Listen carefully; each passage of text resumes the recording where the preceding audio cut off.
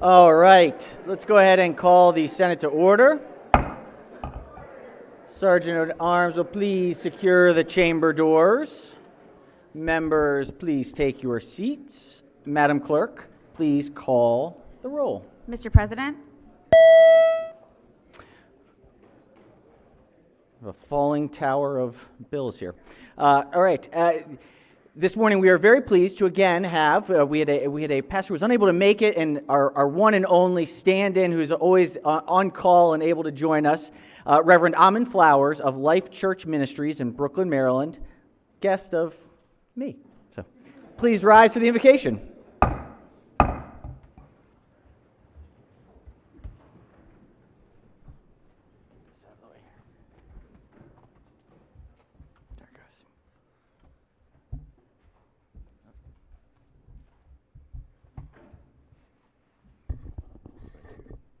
Good morning, everyone.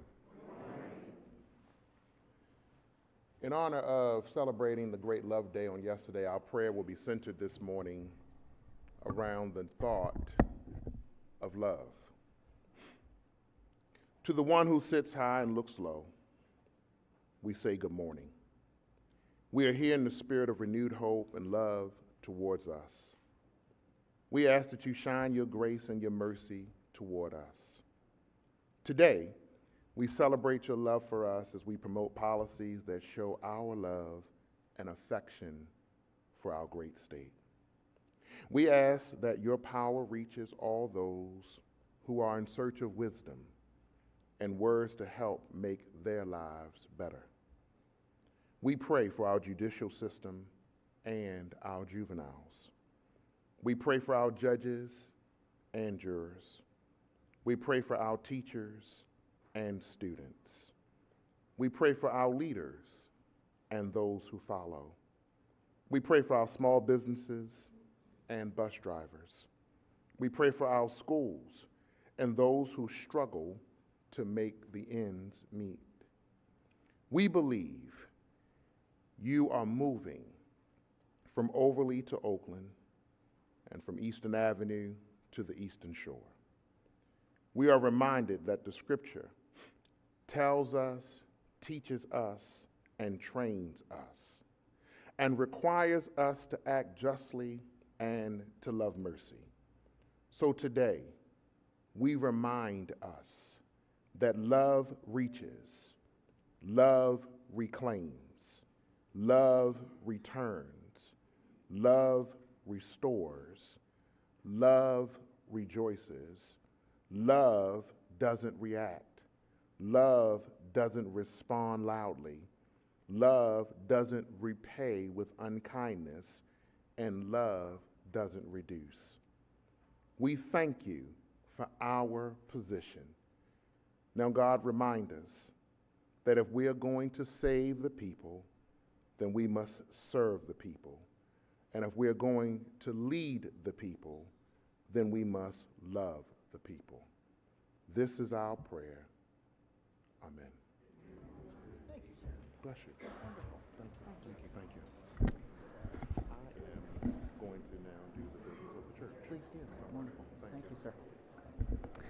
All right. If there's no objections, we will journalize the wonderful invocation this morning. And next time, Reverend Flowers is going to be bringing his son to see him do the invocation. So we'll have that later this year.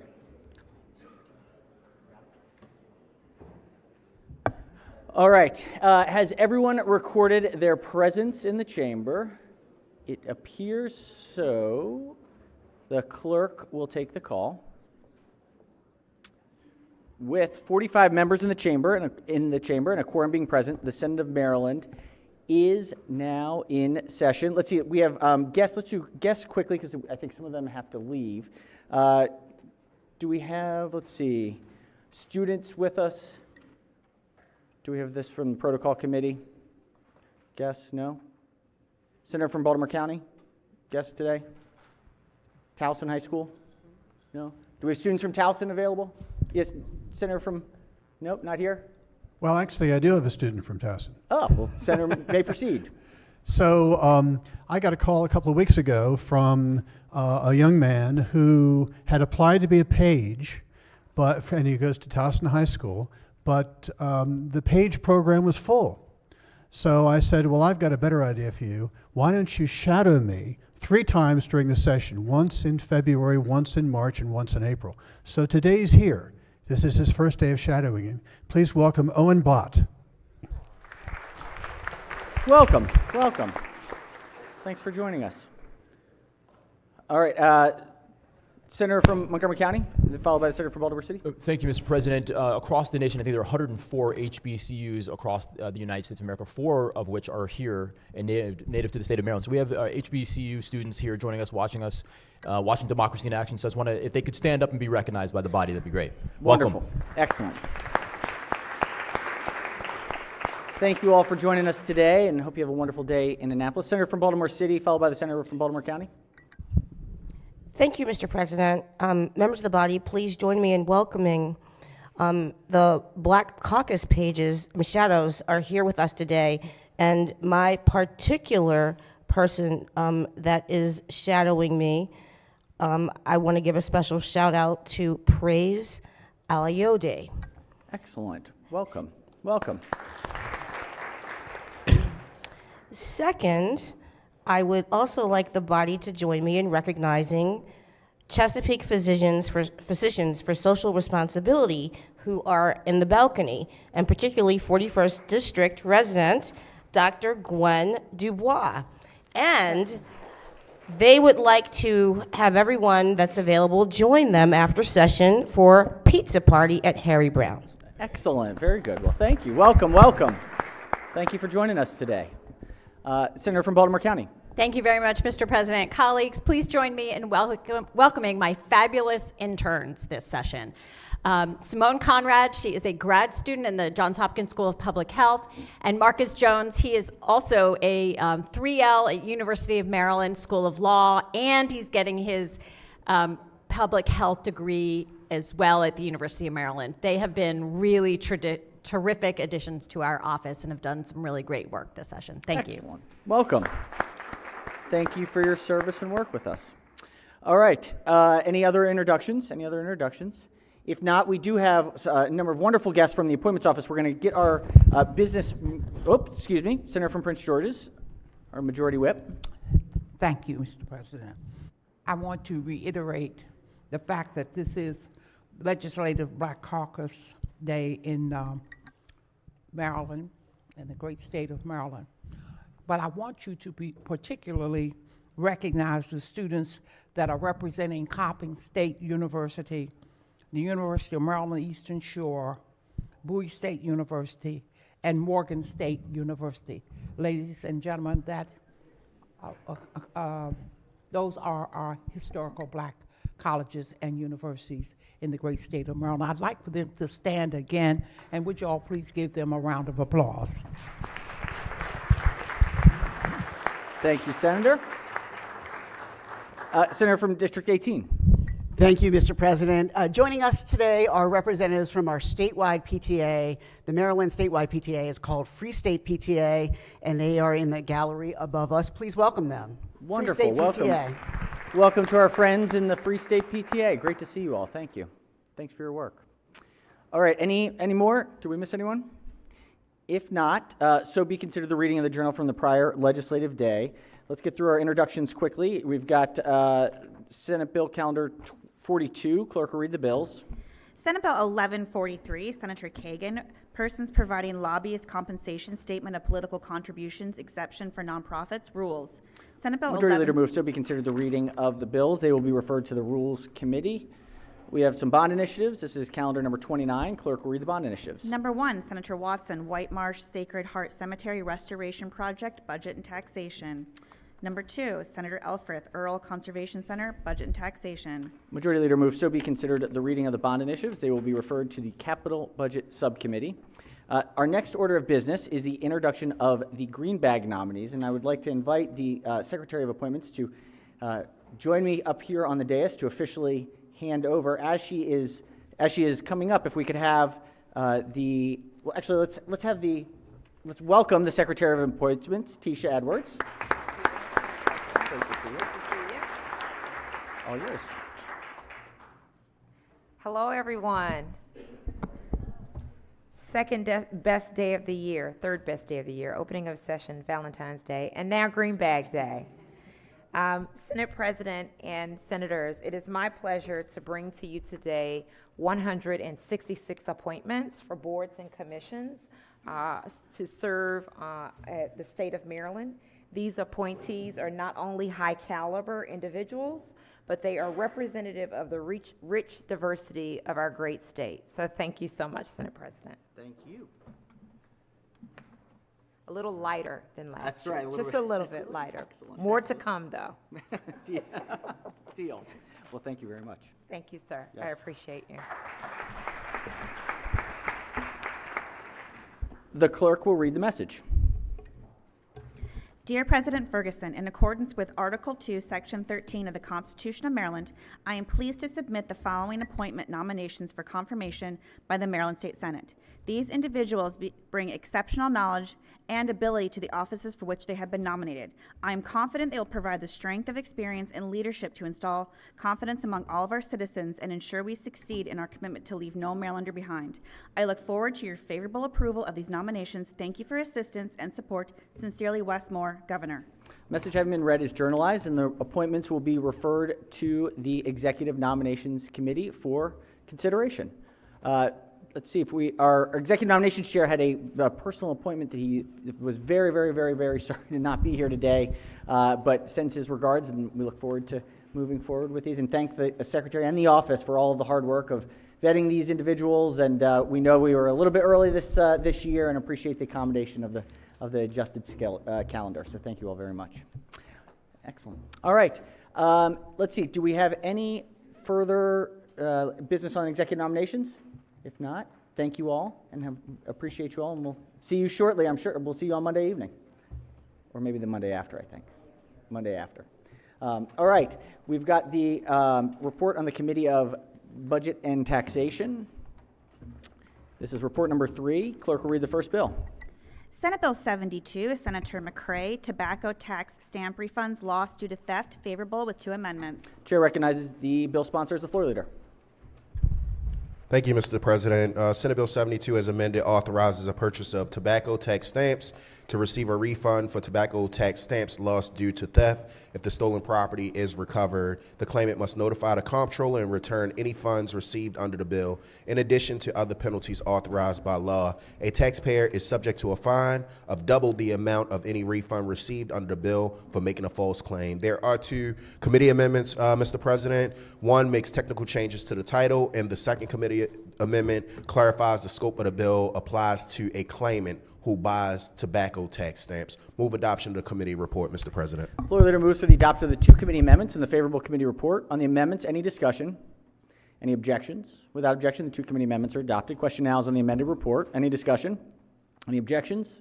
Without objection, the amended report is adopted. Are there any further amendments to the bill or its title? Seeing none, Senate Bill 72 is hereby ordered printed for 3rd reading. Clerk, read the next bill. Senate Bill 90, Senator Hayes, Community Development Administration, Live Near Your School Program, Funding and Extension, favorable with 2 amendments. Recognize the Vice Chair of the committee as the floor leader. Thank you, Mr. President. Senate Bill 90 extends the Live Near Your School program that we've had for several years from FY 26 through FY 30. It's a community development preservation bill to encourage students to live near campuses where they've gone to school. There are 2 amendments. One is technical. The other changes shall to may in the funding. Move the amendments in the favorable report. Floor leader moves to the adoption of the 2 committee amendments and the favorable committee report. On the amendments, any discussion? Any objections? Without objection, the 2 committee amendments are adopted. Question now on the amended report. Any discussion? Any objections? Without objection, the amended report is adopted. Are there any further amendments to the bill or its title? Seeing none, Senate Bill 90 is hereby ordered printed for 3rd reading. Clerk, read the next bill. Senate Bill 143, Senator Gallion, Teachers Retirement Pension Systems Reemployment, favorable with 1 amendment. Recognize the senator from Prince George's as the floor leader. Thank you, Mr. President. Colleagues, Senate Bill 143, as amended, allows each local school system and the Maryland School for the Deaf to hire without a retirement benefits offset up to 5 retirees in the teachers' retirement system and the teachers' pension system into a position in the system or the Maryland School for the Deaf instead of a school-based position. The bill takes effect July 1, 2024, applies retroactively to certain retirees. There is one amendment. The amendment clarifies the retroactive application of the bill and clarifies the Board of Trustees for the school retirement and pension system shall refund earnings limitation offsets applied in 23 and 24. Move adoption of the committee report. Floor leader moves to the adoption of the one committee amendment and the favorable committee report. On the amendment, any discussion? Any objections? Without objection, the one committee amendment is adopted. Question now on the amended report. Any discussion? Any objections? Without objection, the amended report is adopted. Are there any further amendments to the bill or its title? Seeing none, Senate Bill 143 is hereby ordered printed for third reading. Clerk, read the next bill. Senate Bill 191, Senator A. Washington, Prince George's County Property Tax Credit, Public School Employees, favorable. Recognizing the senator from the educator senator from Prince George's as the floor leader. Thank you, Mr. President. Senate Bill 191 authorizes Prince George's County to provide a real property tax credit against the dwelling of an eligible employee of Prince George's County Public School System who purchases a home after relocating to the county. There are no amendments, and I do move adoption of the favorable committee report. Floor leader moves to the adoption of the favorable committee report. Any discussion? Any objections? Without objection, the favorable committee report is adopted. Are there any amendments to the bill or its title? Seeing none, Senate Bill 191 is hereby ordered printed for third reading. Clerk, read the next bill. Senate Bill 266, Chair, Budget and Taxation Committee, State Retirement Pension Systems, Immediate Vesting, favorable. Recognizing the chair of the pension subcommittee as the floor leader. Thank you, Mr. President. Colleagues, Senate Bill 266 is a departmental bill that gives the state superintendent of schools immediate vesting rights in the state retirement and pension system plan in which the superintendent is a member. The bill takes effect July 1, 2024. There were no amendments, Mr. President. Move adoption of the committee report. Floor leader moves for the adoption of the favorable committee report. Any discussion? Any objections? Without objection, the favorable committee report is adopted. Are there any amendments to the bill or its title? Seeing none, Senate Bill 266 is hereby ordered printed for third reading. Clerk, read the next bill. Senate Bill 283, Chair, Budget and Taxation Committee, Homeowners Property Tax Credit Application, Attestation of Gross Income. Recognize the vice chair of the committee as the floor leader. Thank you. Senate 283 is a departmental bill to clarify the terms under which a homeowner who qualifies for the homeowner's tax credit can show what their income is and that they qualify. We have the homeowners credit to help folks stay in their homes, to fight homelessness, it's to preserve communities. It's based on income. For those who file tax returns, the department can and does require folks to share their tax return with the Department of Taxation. But a lot of these people are too poor to file tax returns, and so one of the problems has been how do you verify and make clear that they qualify. The law is a little unclear, and the auditors raised that issue with the department, and so the department put in this bill to put in a system where the taxpayer would attest under penalty of perjury, 10 years in prison, that in fact they were not required to file a tax return. And so this would clarify it. It would both strengthen enforcement and it would help folks who need help staying in their homes do so. There are no amendments, and I move a favorable report. Floor leader moves for the adoption of the favorable committee report. On the report, any discussion? Any objections? Without objection, the favorable committee report is adopted. Are there any amendments to the bill or its title? Seeing none, Senate Bill 283 is hereby ordered printed for third reading. Clerk, read the next bill. Senate Bill 375, Senator King, State Contracts Prohibited Provisions, favorable with one amendment. Recognizing the subcommittee chair of education as the floor leader. Thank you, Mr. President. Senate Bill 375, as amended, prohibits state contracts from including specified provisions that generally restrict the power and rights of the state. The bill applies prospectively only and may not be applied to or interpreted to have any effect on or application to contracts executed before its effective date, or to renewals or extensions of such contracts. There's one amendment. The amendment clarifies that provisions that require the state to indemnify, defend, and hold harmless another person apply only if there is no appropriation of state funds for that purpose. I move adoption of the committee report as amended. Floor leader moves to the adoption of the one committee amendment and the favorable committee report. On the amendment, any discussion? Any objections? Yes, Chair recognizes the senator from Baltimore County on the amendment. Thank you. I had just a question for the floor leader. Will the floor leader yield for a question? Senator may proceed. Just practically speaking, and I have nothing against the bill. I mean, as someone that reads contracts, I wish I could get these kinds of terms from our client. But just out of curiosity, there's one provision that talks about jurisdiction or venue, and I'm assuming the state not, or it being prohibited from the state to enter into an agreement that has another state's jurisdiction or venue. I'm curious, was there any discussion in the committee about us contracting with companies like Microsoft and these others who have that boilerplate where they are attempting to force their clients into state law in Washington and other states? I don't recall any discussion about that. Okay. Yes, if they enter into a contract with us, that this would control it. Thank you. All right. Any further discussion? Any further discussion? If any objections to the amendment? Without objection, the one committee amendment is adopted. Question now is on the amended report. Any discussion? Any objections? Without objection, the favorable committee report is amended, is adopted. Are there any further amendments to the bill or its title? Seeing none, Senate Bill 375 is hereby ordered printed for third reading. Clerk, read the next bill. Senate Bill 459, Senator Kagan, Grant Applications and Reporting Maryland Efficient Grant Application Council, alterations favorable with 2 amendments. Recognizing the senator from District 6 is the floor leader. Thank you, Mr. President.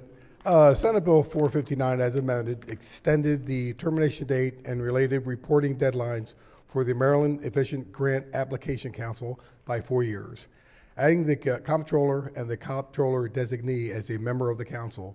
It designates the Department of Budget and Management as the lead entity for the council and requires the council to study and make recommendations regarding the creation of a state grant ombudsman to provide specific and special technical assistance to applicants for state grants.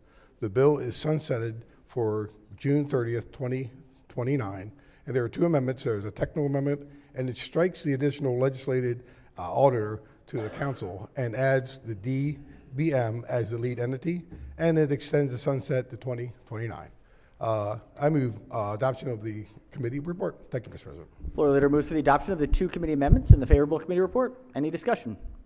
Any objections? Without objection, the 2 committee amendments are adopted. Question now is on the amended report. Any discussion? Any objections?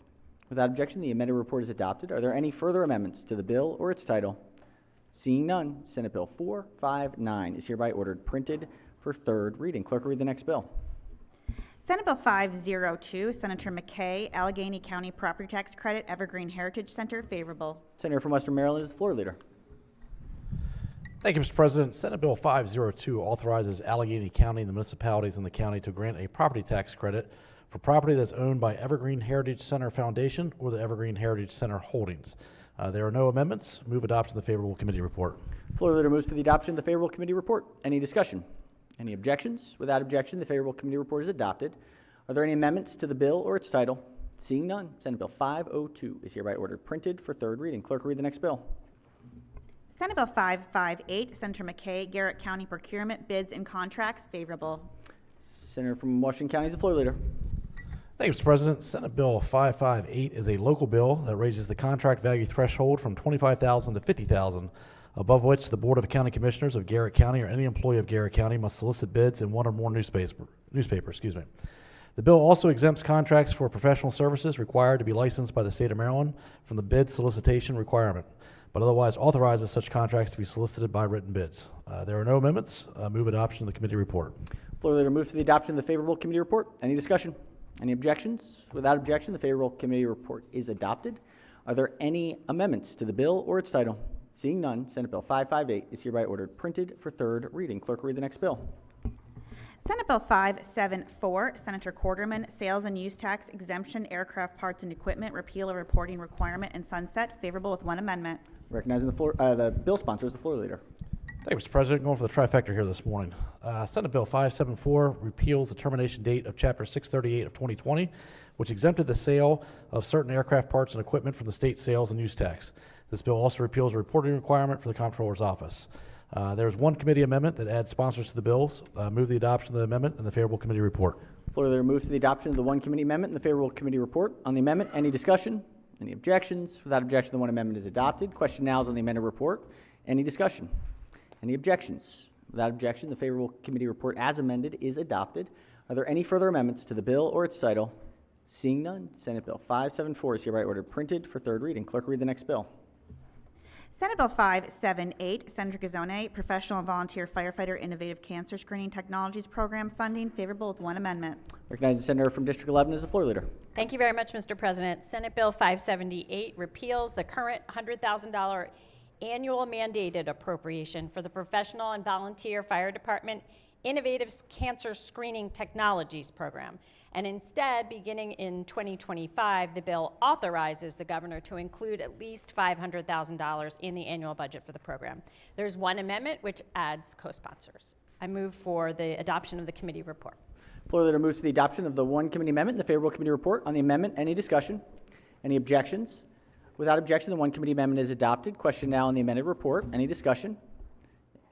Yes, Chair recognizes the senator from Montgomery County on the report. I'm sorry, I'm just seeing this bill now. Would the floor leader yield a quick Yes. question? Would this cover both career and volunteer firefighters? It does. Dynamite. Thank you very much. All right. Any further discussion? Any objections to the amended report? Without objection, the amended report is adopted. Are there any further amendments to the bill or its title? Seeing none, Senate Bill 578 is hereby ordered printed for third reading. Clerk, read the next bill. Senate Bill 580, Senator Gazone, Sales and Use Tax Nonprofit Organizations Maintaining Memorials Exemption, favorable with one amendment. Recognizing the bill sponsor is the floor leader. Thank you, Mr. President. Senate Bill 580 exempts sales made by nonprofit organizations that maintain memorial on property that is owned by the state from the state sales and use tax if proceeds of the sale are used to maintain memorial on state-owned property. There is one committee amendment that adds sponsors and move adoption of the amendment in the favorable report. Floor leader moves to the adoption of the one committee amendment and the favorable committee report. On the amendment, any discussion? Any objections? Without objection, the one committee amendment is adopted. Question now is on the amended report. Any discussion? Any objections? Without objection, the amended report is adopted. Are there any further amendments to the bill or its title? Seeing none, Senate Bill 580 is hereby ordered printed for third reading. Clerk, read the next bill. Senate Bill 581, Senator Gazone, School Construction Revolving Loan Fund of Maryland Schools for the Blind, eligibility. Recognize the senator from Prince George's as the floor leader. Thank you, Mr. President. Senate Bill 581 expands eligibility for the School Construction Revolving Loan Fund to include the Maryland School for the Blind. Under the bill, the Interagency Commission on School Construction must give priority to the Maryland School for the Blind in awarding loans along with the existing priority given to counties with limited debt capacity that have not advanced construction funding for approved projects in the public school construction program. There are no amendments, and I move the adoption of the favorable committee report. Floor leader moves to the adoption of the favorable committee report. Any discussion? Any objections? Without objection, the favorable committee report is adopted. Are there any amendments to the bill or its title? Seeing none, Senate Bill 581 is hereby ordered printed for third reading. Clerk, read the next bill. Senate Bill 587, Senator McCray, Procurement Minority Business Participation, Real Property Title Services Reporting, favorable with two amendments. Recognize the bill sponsor is the floor leader. Thank you, Mr. President. Senate Bill 587, as amended, requires state procurement units and Governor's Office of Small and Minority and Women Business Affairs to include in their mandated annual report specified data on minority business enterprise participation in state contracting for real estate title insurance services, including commercial real property title insurance. It prohibits GOBSPA from waiving this requirement if the spending threshold for real estate titling services contract is too low for procurement unit to provide sufficient data. There are two amendments, Mr. President. Amendment 1 makes technical changes to the title, and Amendment number 2 specifies the bill applies to title insurance services. Move adoption of the committee report, Mr. President. Floor leader moves for the adoption of the two committee amendments and the favorable committee report. On the amendments, any discussion? Any objections? Without objection, the two committee amendments are adopted. Question now is on the amended report. Any discussion? Any objections? Without objection, the amended report is adopted. Are there any further amendments to the bill or its title? Seeing none, Senate Bill 587 is hereby ordered printed for third reading. Clerk, read the next bill. Senate Bill 596, Senator Gazzone, Department of Planning, Maryland Humanities Council, appropriation to the Maryland HOTSA Memorial Strengthening and Humanities Investment in Nonprofits for Equity Shine Grant-Making Initiative, favorable. Recognize the senator from Montgomery County as the floor leader. Thank you, Mr. President. Senate Bill 596 authorizes, rather than require, the governor to include in the annual budget bill an appropriation of $1 million to the Maryland Department of Planning to provide a grant to the Maryland Humanities Council to be used for the Maryland HOTSA Memorial Strengthening the Humanities Investment in Nonprofits for Equity, MHM-SHINE, grant-making initiative. The funds must be used by the council to provide general operating grants to small and mid-sized humanities, arts, culture, and educational nonprofit organizations. And the bill takes effect July 1st, 2024. Fiscal impact, the general fund expenditures increased by $1 million. There are no committee amendments, and I move adoption of the favorable committee report. Floor leader moves to the adoption of the favorable committee report. On the report, any discussion? Any objections? Without objection, the favorable committee report is adopted. Are there any amendments to the bill or its title? Seeing none, Senate Bill 596 is hereby ordered printed for third reading. Clerk, read the next bill. Senate Bill 616, Senator Gazzone, Maryland Historical Trust, Historical and Cultural Museum Assistance Program funding, favorable. Recognize the bill sponsors the floor leader. Thank you, Mr. President. Senate Bill 616 authorizes the governor to include in the annual budget bill an appropriation of the $5 million for the Maryland Historical Trust to fund grants under the Historical and Cultural Museum Assistance Program for fiscal 2025 and each year thereafter. There are no amendments. Move adoption of the favorable committee report. Floor leader moves to the adoption of the favorable committee report. Any discussion? Any objections? Without objection, the favorable committee report is adopted. Are there any amendments to the bill or its title? Seeing none, Senate Bill 616 is hereby ordered printed for third reading. I think that does it for that calendar. Let's go to judicial proceedings, calendar number 3. Clerk will read the first bill. Senate Bill 19, Senator Sidnor, failure to pay rent proceedings, prohibition on rent increases, and shielding of court records, favorable with 2 amendments. Recognizing the bill sponsors, the floor leader. Thank you, Mr. President. Colleagues, this bill requires the district court within 60 days after the final resolution of a failure to pay rent proceeding that did not result in judgment of possession to shield all related court records. The district court may, on a motion of the tenant, and if specified requirements are met, shield all court records. Additionally, this bill requires the judiciary to develop and publish a specified form to facilitate this implementation. There are 2 amendments. The first is technical. The second strikes a provision that was in the original bill prohibiting the landlord from increasing a tenant's rent solely because of a judgment that was entered against the tenant in a failure to pay rent. The vote, I believe, was 8-1. Mr. President, I move adoption of the bill as well as the amendments in the favorable committee report. Floor leader moves for the adoption of the 2 committee amendments in the favorable committee report. It's a nice bow tie, by the way, Mr. Floor leader. On the amendments, any discussion? Any objections? Without objections, the 2 committee amendments are adopted. Question now is on the amended report. Any discussion? Any objections? Without objection, the amended report is adopted. Are there any further amendments to the bill or its title? Seeing none, Senate Bill 19 is hereby ordered printed. Mr. President? Yes, Senator. I promised myself by the time I was 50, I was going to learn how to tie these things myself. Very good. Very good. I love it. I got a month. Well done.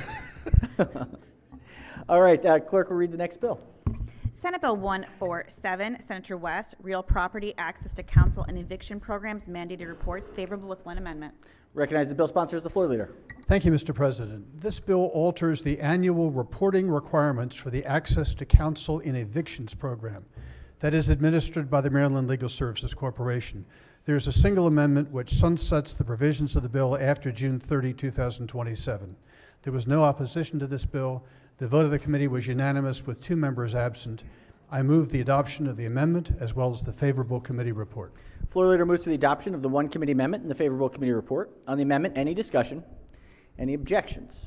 Without objection, the 1 committee amendment is adopted. Question now is on the amended report. Any discussion? Any objections? Without objections, the amended report is adopted. Are there any further amendments to the bill or its title? Seeing none, Senate Bill 147 is hereby ordered printed for third reading. Clerk will read the next bill. Senate Bill 206, Senator Smith, condominiums, common elements, clean energy equipment, favorable to amendments. Recognize the bill sponsor as the floor leader. Thank you very much, Mr. President. This bill more closely aligns the requirements for a lease to be granted for clean energy equipment on condo associations and condo buildings to other utilities and communications devices. So there are two committee amendments. One is technical, and committee number two, amendment number 2, strikes the provisions of the bill permitting a council unit of owners by a vote of 51% to grant leases in excess of 1 year affecting common elements for the installation and the use of clean energy. The bill passed unanimously with 2 members being absent. I'd move for the adoption of the 2 committee amendments and the favorable committee report. Floor leader moves for the adoption of the 2 committee amendments and the favorable committee report. On the amendments, any discussion? Any objections? Without objection, the 2 committee amendments are adopted. Question now on the amended report. Chair recognizes the minority leader on the report. Thank you, Mr. President. The floor leader would yield for question. Question for the floor leader. Senator may proceed. Thank you very much. Mr. Floor Leader, what is the problem that this bill is trying to solve? There are unnecessary requirements and hurdles for the installation and approval of clean energy, like the charging stations for your Tesla or a solar panel on the roof of your unit.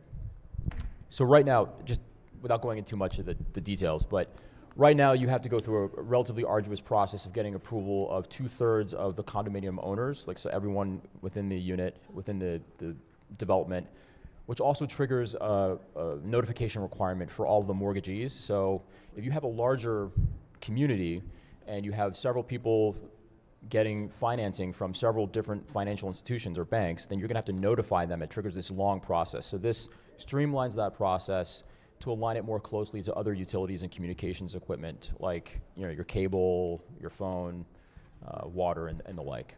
Okay, so then does this bill then affect individual condominium owners, or does it affect the condominium association and their management of the common areas? So it affects both, but the way that the decision would be made is through the governing body of the condo association, but it has to be by majority vote. All of the local ordinances in terms of the engineering requirements and the inspection requirements, all those still apply and reside locally, but and none of the costs will be incurred by the individual owners of their units. In fact, something like this will result in cost savings for a lot of the electrical bills for the unit owners. Okay. All right. I think the way I was kind of reading this was that the board of directors would be able to make decisions as they normally do. That's right. I mean, the board of directors has been elected by the owners to make the financial fiduciary decisions for the body of the whole. And so we're now talking about being able to grant leases affecting the common elements. So in this case, does the common elements mean property, like for instance, the parking lots and rooftops and open spaces? That's exactly right. But just to be clear, that's already the law for other utilities and communications equipment. So that the board still has the decision-making ability to do that. This just lowers that threshold to make it to a simple majority, which is just like the other communications equipment and Right. utilities as well. So it just aligns that with those other two. Okay, but are these leases revenue-generating leases? No, they're not. They will result in cost savings for electrical bills, though. Especially for like solar panels, like that will result in cost savings, but they're not revenue-generating, meaning that they would go into some sort of the revenues would go into the pot of the condo association. Okay, so again, I'm trying to figure out, is the board then making a decision to, let's say, I mean, the electric vehicle charging stations is a simpler one, okay? They're going to make a decision to allow a vendor to come in and install electric vehicle charging stations. I would assume that there would be some type of a revenue generation from that, or at least they're just providing that as an amenity to their owners, and there will be some, they would pay to use that. But when we start is that accurate? I assume that's accurate, yes. Okay. So then when we talk about solar panels, the board of directors could then make a decision to install solar panels on the rooftops of every condominium building within the complex Conceivably, yes, if approved by the majority of those. of the board of directors? And in that, does that then bind the condominium residents to have to join, I guess, that power purchase agreement to now purchase electricity from there? That's not my understanding, but let me check with council.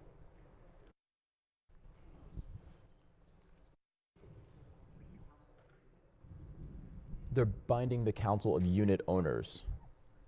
So then, yes. So they are binding the unit owners to now. Yes. So the unit owners are now having to be part of the agreement that allows all the solar panels to be installed, and then take the energy that's generated from that and use that in each one of their individual units. What I'm asking is that then become are they being now bound to having to accept those terms for their energy purchase, rather than making their own choice through energy purchase? Right now, I would assume a condominium owner would still be able to decide who provides electricity to them. So that's, double check it.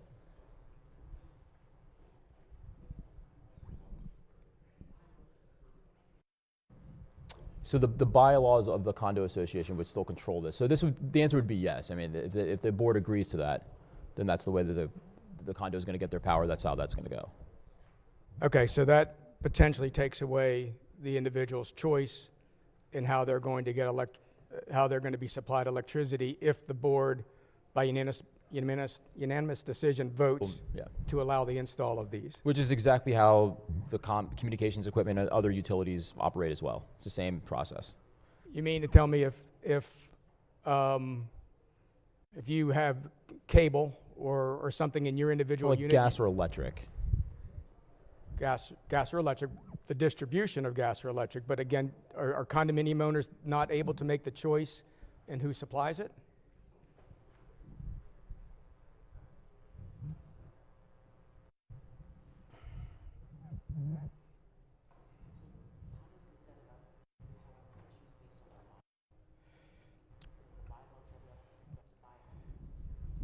So the condo association can set it up by the bylaws. That decision is dictated by the bylaws. So if the bylaws then say that you have to have this power source option, then that's what it has to. Okay. I'm generally concerned about this because of, obviously, you'd mentioned that it makes electricity cheaper. Well, obviously, when you own solar, it does, but it's over a certain period of time. There's a period of time that pays back by the time you enter into the leases, acquire the equipment. There are other options that we've made available. Again, there is retail choice. An individual could decide, and I do think that that's the case with respect to condominiums owners, that they can still decide who supplies their electricity through what we've allowed through retail choice, and they could buy all green electric if they want, or all clean electric if they want, and pay for that. I don't know if a condominium could be a subscriber to community solar, which is again something that we put in place. It's concerning to me that this decision could bind all condominium residents in having to now acquire electricity based on the infrastructure that's put in place for here. And I'd really like to know if that's accurate. Sure.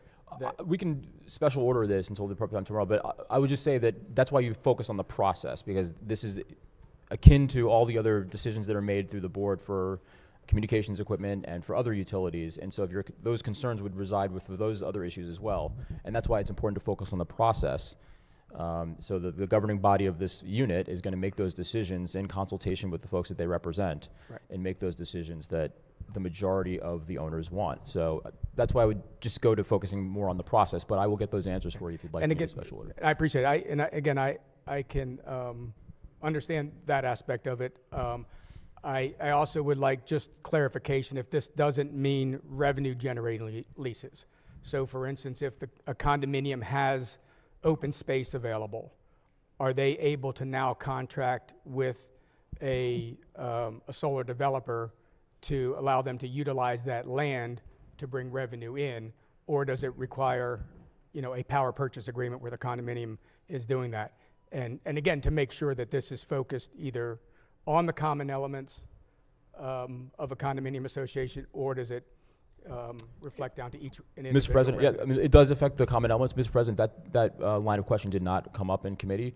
I'm curious myself, so happy to special order and get those answers to you. All right, I appreciate it. Thank you All very right, much. senators move to special order the bill. No objection, so we will special order the bill to the appropriate time tomorrow. Excuse me, on Monday. Tomorrow's going to be pro forma. This Friday and next Friday are going to be pro formas, but don't plan on going anywhere. Some busy committee days on Fridays. All right, clerk will read the next bill. Senate Bill 262, Chair, Judicial Proceedings, Charitable Organizations, Late Fees and Registration, Suspension and Cancellation Requirements, favorable. Recognizing the senator from Baltimore County is the floor leader. Yes, sir. Thank you very much. This bill is actually a very helpful bill for organizations, nonprofit charities across the nation. Generally speaking, when charities or when they're bored, they obtain their income tax determination letter, they assume that they have nothing really to do but go out and raise money. Unfortunately for them, they're wrong, because many states, as Maryland, we have a law in place that says prior to going and soliciting any folk who live in that jurisdiction, you have to get a license to charitably solicit. They don't know this, they go out and they solicit, and they then get, and they're doing so illegally.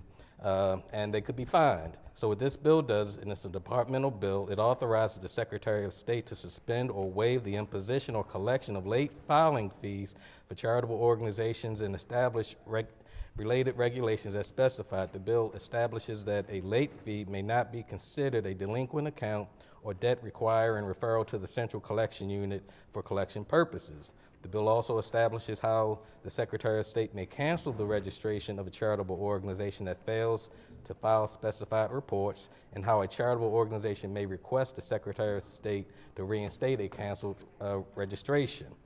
There were no committee amendments. Mr. President, I move the adoption of the favorable committee report. Floor leader moves for the adoption of the favorable committee report. On the report, any discussion? Any objections? Without objection, the favorable committee report is adopted. Are there any amendments to the bill or its title? Seeing none, Senate Bill 262 is hereby ordered printed for third reading. Clerk will read the next bill. Senate Bill 270, Chair, Judicial Proceedings, Adult Protective Services Review Boards, Membership and Terms. Recognize the senator from Montgomery County is the floor leader. Thank you, Mr. President. This bill, Senate Bill 270, is about the Adult Public Guardianship Review Boards. It's a departmental bill, and all it does is reduce the number of members from 11 to 8 by combining some of the categories. That's because we're having shortages and a lot of difficulty filling some of these highly specialized professional roles. There's a 28% vacancy rate. It also alters the membership qualifications, allowing people to serve a second term. It passed the committee unanimously. I move for the adoption of the committee report. Floor leader moves for the adoption of the favorable committee report. Any discussion? Any objections? Without objection, the favorable committee report is adopted. Are there any amendments to the bill or its title?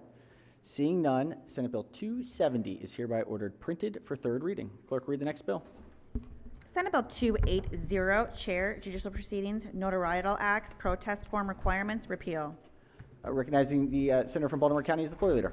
Thank you, Mr. President. This rather technical departmental bill repeals an obsolete provision of law that prohibits notaries public from signing and issuing a protest of a negotiable instrument except in the form prescribed by the controller. The bill takes effect on July 1st. There are no amendments to the bill. There was no opposition. The vote of the committee was unanimous with 2 members absent. This being the case, I move the adoption of the favorable committee report.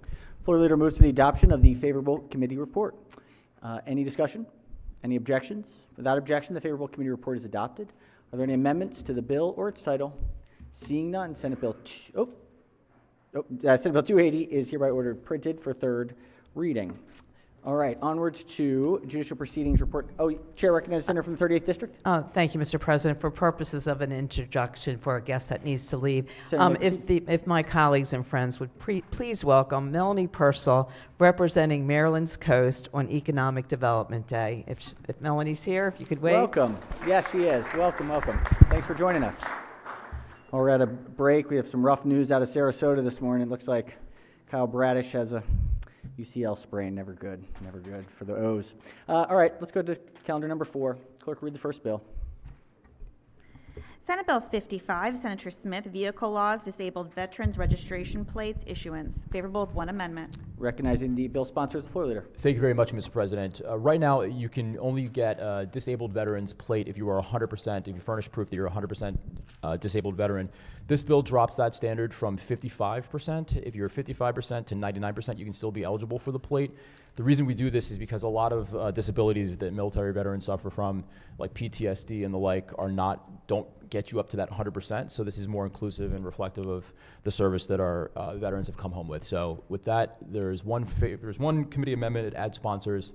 With that, I'd move for the adoption of the one committee amendment and the favorable committee report. Floor leader moves for the adoption of the one committee amendment and the favorable committee report. On the amendment, any discussion? Any objections? Without objection, the one committee amendment is adopted. Question now on the amended report. Any discussion? Any objections? Without objections, the favorable committee report as amended is adopted. Are there any further amendments to the bill or its title? Seeing none, Senate Bill 55 is hereby ordered printed for third reading. Clerk, read the next bill. Senate Bill 149, Senator Waldstreicher, Vehicle Towing or Removal, Issuer of Record, Electronic Notification. Favorable. Recognizing the Vice Chair of the Committee is the floor leader. Thank you, Mr. President. This bill authorizes a tower of a vehicle from a parking lot to notify the insurer of record electronically if that form of notice is agreed to by both parties. There are no committee amendments. The bill passed unanimously with 2 absences. I move the favorable committee report. Floor leader moves for the adoption of the favorable committee report. On the report, Chair recognizes the senator from District 6. Thank you, Mr. President. Can I ask the floor leader a question? Floor leader yield for a question. Sarah may proceed. Of course. Thank you. Good morning. Just looking at the physical note, and it does state a towing service that tows a vehicle from a parking lot is prohibited from charging them for an actual cost of providing them required notice of the towers if the vehicle's owner or agent, insurer, or any secured party takes a possession of a vehicle within 48 hours of the vehicle being received by the storage facility. Was this discussed with the Towing Association? This bill came to us from the Towing Association. Okay. All right. Just wanted to make sure. That's all. But I appreciate that. Yep. Yes. Thank you, Mr. President. All right. Any further discussion of the report? Any objections to the report? If not, the favorable committee report is adopted. Are there any amendments to the bill or its title? Seeing none, Senate Bill 149 is hereby ordered printed for third reading. Clerk, read the next bill. Senate Bill 251, Chair, Judicial Proceedings, Correctional Services, Division of Pretrial Detention Services Facilities. Favorable. Recognizing the senator from District 1 is the floor leader. Thank you, Mr. President.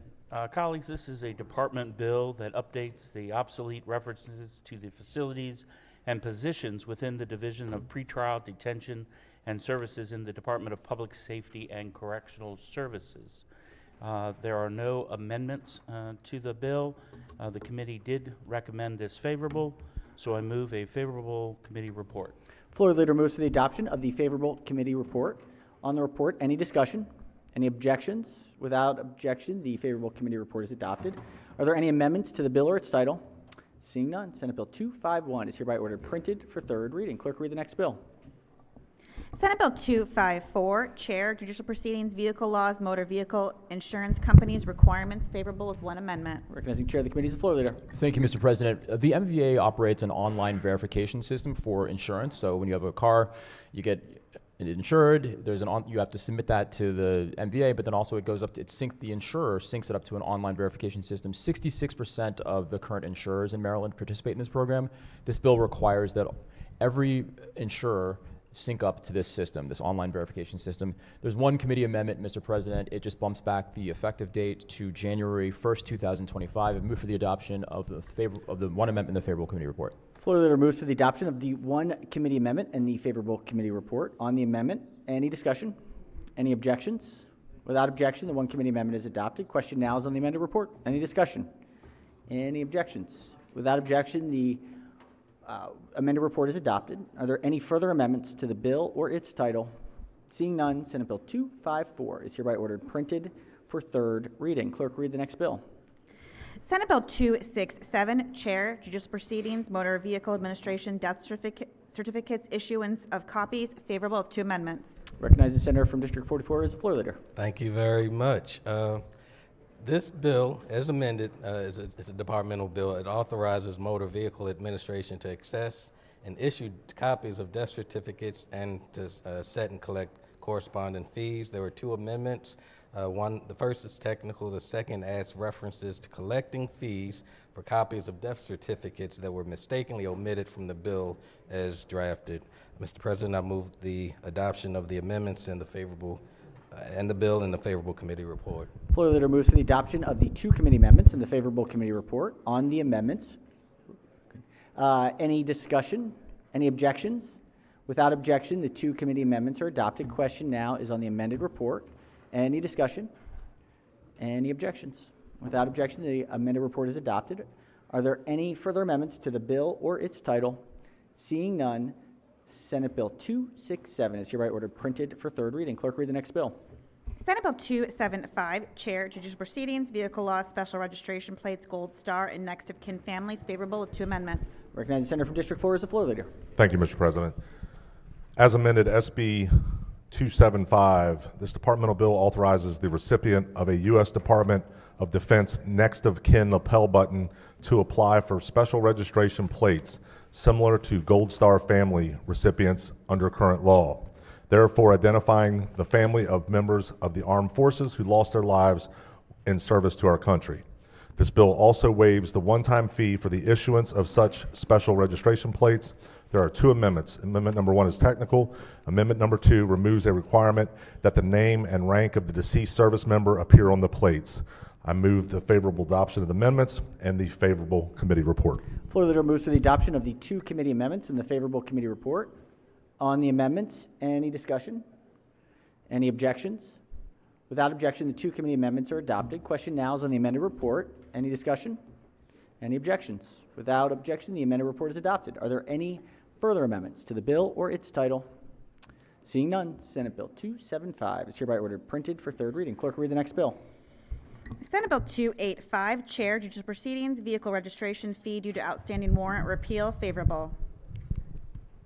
Recognize the Chair of the Committee as the floor leader. Thank you, Mr. President. Under current law, if the MVA is required to waive registration or suspend registration or deny registration of a vehicle if you have a warrant or an outstanding warrant.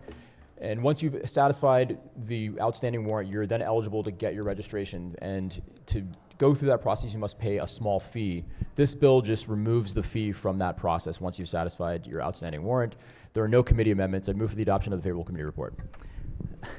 Floor Leader moves to the adoption of the favorable committee report. Any discussion? Any objections?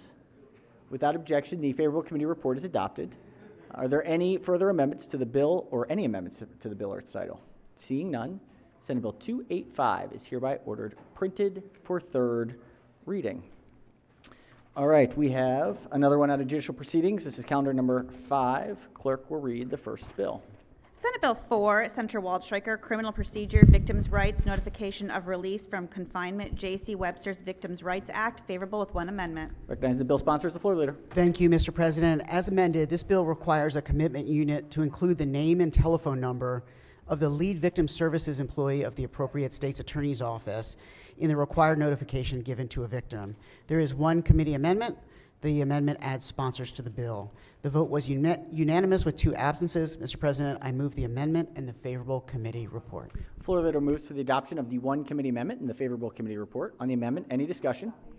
Any objections? Without objection, the one committee amendment is adopted. Question now is on the amended report. Any discussion? Any objections? Without objection, the favorable committee report as amended is adopted. Are there any further amendments to the bill or its title? Seeing none, Senate Bill 4 is hereby ordered printed for third reading. Clerk, read the next bill. Senate Bill 348, Senator McKay, Firearms Right to Purchase, Own, Possess, and Carry, favorable. Recognize the bill sponsor as the floor leader.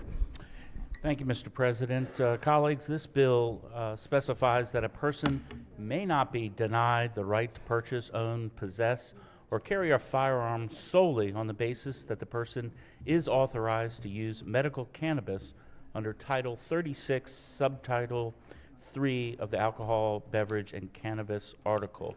There are no committee amendments. The committee recommendation is favorable with one excused. Mr. President, I so move this favorable committee report. Floor leader moves to the adoption of the favorable committee report. Any discussion? Any objections? Without objection, the favorable committee report is adopted. Are there any amendments to the bill or its title? Seeing none, Senate Bill 348 is hereby ordered printed for third reading. Clerk, read the next bill. Senate Bill 379, Central West Task Force to Study Crime Classification, Renaming Membership and Duties, favorable with 3 amendments. Recognize the bill sponsor as the floor leader. Thank you, Mr. President. Last year, we created a task force to begin studying the classification of our criminal laws. They currently contain lots of anomalies. For example, there are felonies with maximum penalties of 5 years, while there are misdemeanors with maximum penalties of 20 years. So in December, the task force submitted an initial report which primarily made recommendations for the second stage of the study. This bill sets up the second stage of the study. It does 3 things. It renames the task force to study crime classification to be the task force to study crime reclassification and penalties. Secondly, it expands the membership of the task force. And thirdly, it alters the duties of the task force. The task force must report its findings and recommendations to the governor and the General Assembly by December 31st, 2025. That gives them a year and a half to complete their work. The bill takes effect on June 1, 2024 and terminates on June 30, 2026. There are 3 committee amendments. The first adds a sponsor to the bill. The second adds the Maryland Coalition Against Sexual Assault to the task force. And the third is a bill that we're adding to all task forces this year, which provides that a member of the task force serves at the pleasure of the person who appointed the member to the task force, and requires the task force to vote to adopt a code of conduct as specified. There was no opposition to the bill. The vote of the committee was unanimous with 1 person absent. I move the adoption of the 3 amendments as well as the favorable committee report. Floor leader moves for the adoption of the 3 committee amendments and the favorable committee report. On the amendments, any discussion? Any objections? Without objection, the 3 committee amendments are adopted. Question now is on the amended report. Any discussion? Any objections? Without objection, the favorable committee report as amended is adopted. Are there any further amendments to the bill or its title? Seeing none, Senate Bill 379 is hereby ordered printed for third reading. Let's go to executive nominations. We've got report number 3. Clerk will read the report. The Senate Executive Nominations Committee reports favorably on the attached gubernatorial appointments and recommends the Senate of Maryland advise and consent to these appointments. Antonio Hayes, Chair. Recognizing Chair of the Committee. Thank you, Mr. President. Calendar number 3 is a calendar that includes various appointees to boards and commissions, including the Director of the Cannabis Commission as well as the Public Safety Commission. This is the list of nominees that we had just this past Monday, colleagues. The names of the nominees can be found on your floor system under the Other tab in your floor laptop. I request that we consider these nominees in regular session under Rule 22A and move that we special order this report until an appropriate time on Monday, February 19th. All right, Senator, would we consider moving that potentially to Tuesday? Sure. If we have the Washington Day speech, so just thinking it might be. All right. There's no objections. All right, Senators, move to special order the report until the appropriate time on Tuesday to be heard in open session. Any objections? Without objection, so ordered. Madam Clerk, if we could bring the bells, please. Madam Secretary, rather. And if we could do a quorum call, let's do these third readers.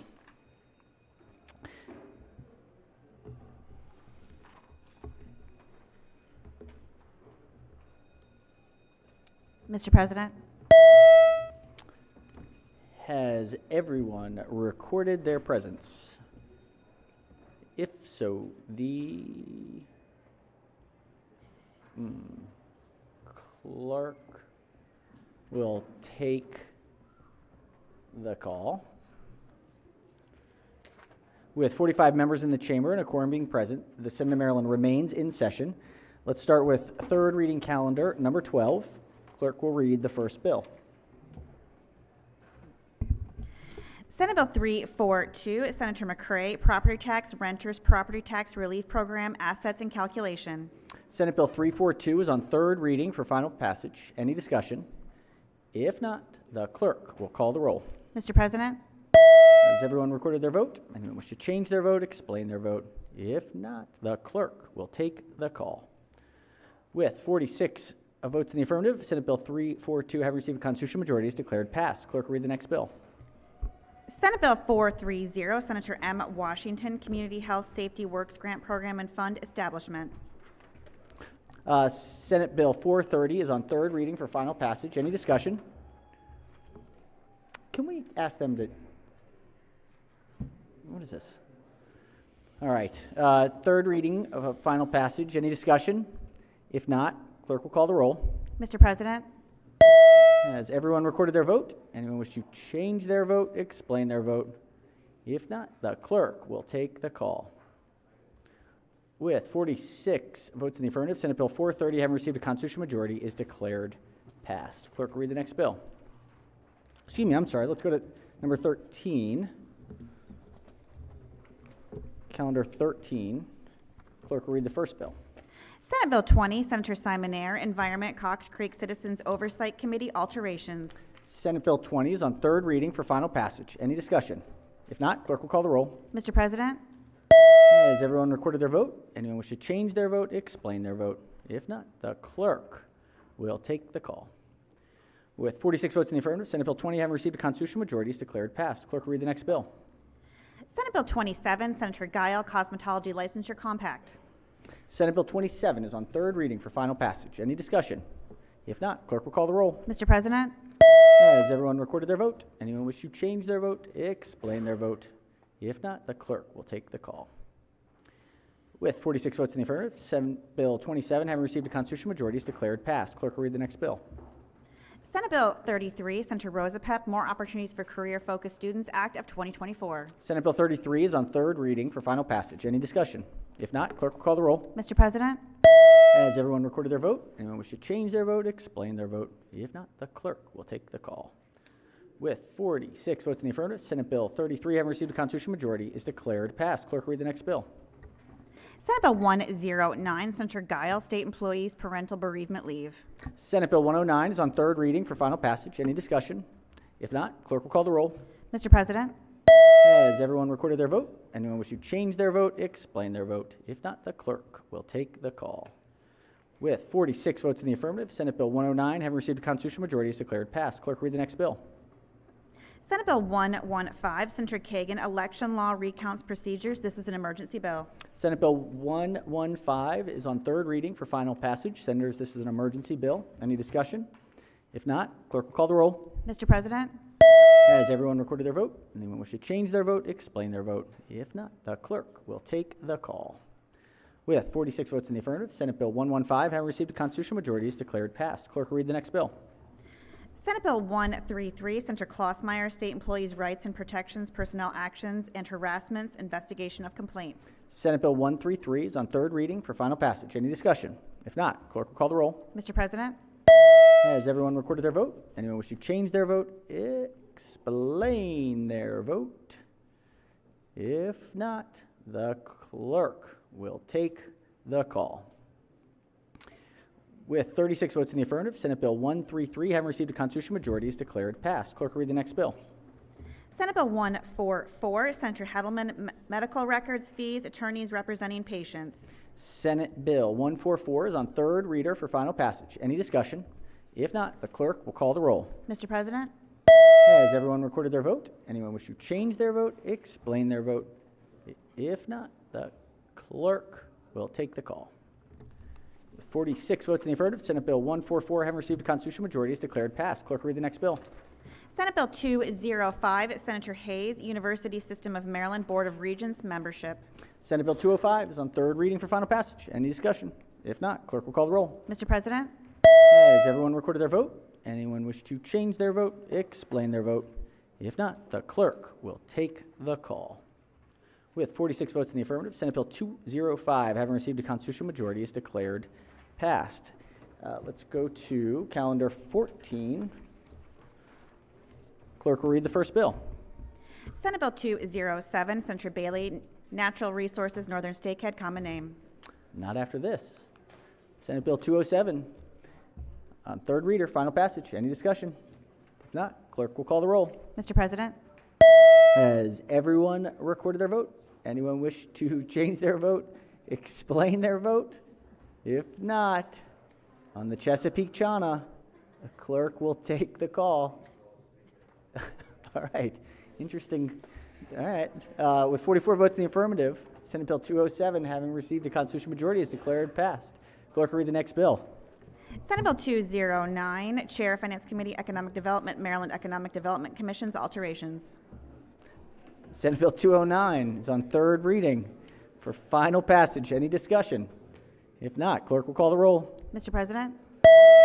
Has everyone recorded their vote? Anyone wish to change their vote, explain their vote? If not, the clerk will take the call. With 46 votes in the affirmative, Senate Bill 209, having received a constitutional majority, is declared passed. Clerk will read the next bill. Senate Bill 214, Chair, Finance Committee, Maryland Military Installation Council membership. Senate Bill 214 is on third reading for final passage. Any discussion? If not, clerk will call the roll. Mr. President? Has everyone recorded their vote? Anyone wish to change their vote, explain their vote? If not, the clerk will take the call. With 46 votes in the affirmative, Senate Bill 214, having received a constitutional majority, is declared passed. I have to tell you, I'm very curious about the opposition to the snakehead. All right, clerk will read the next bill. Senate Bill. I know. Senate Bill 232, Chair, Finance Committee, Public Employees Relations Act alterations. All right, Senate Bill 232 is on third reading for final passage. Any discussion? If not, clerk will call the roll. Mr. President? Has everyone recorded their vote? Anyone wish to change their vote, explain their vote? If not, the clerk will take the call. With 34 votes in the affirmative, Senate Bill 232, having received a constitutional majority, is declared passed. Clerk will read the next bill.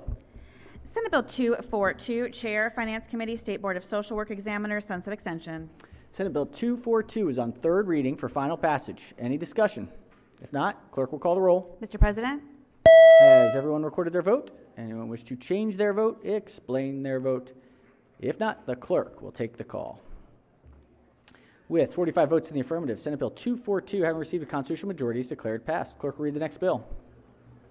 Senate Bill 255, Chair, Education and the Environment Committee, Public Safety Volunteer Company Assistance Fund alterations. Senate Bill 255 is on third reading for final passage. Any discussion? If not, clerk will call the roll. Mr. President? Has everyone recorded their vote? Anyone wish to change their vote, explain their vote? If not, the clerk will take the call. With 46 votes in the affirmative, Senate Bill 255, having received a constitutional majority, is declared passed. Clerk will read the next bill.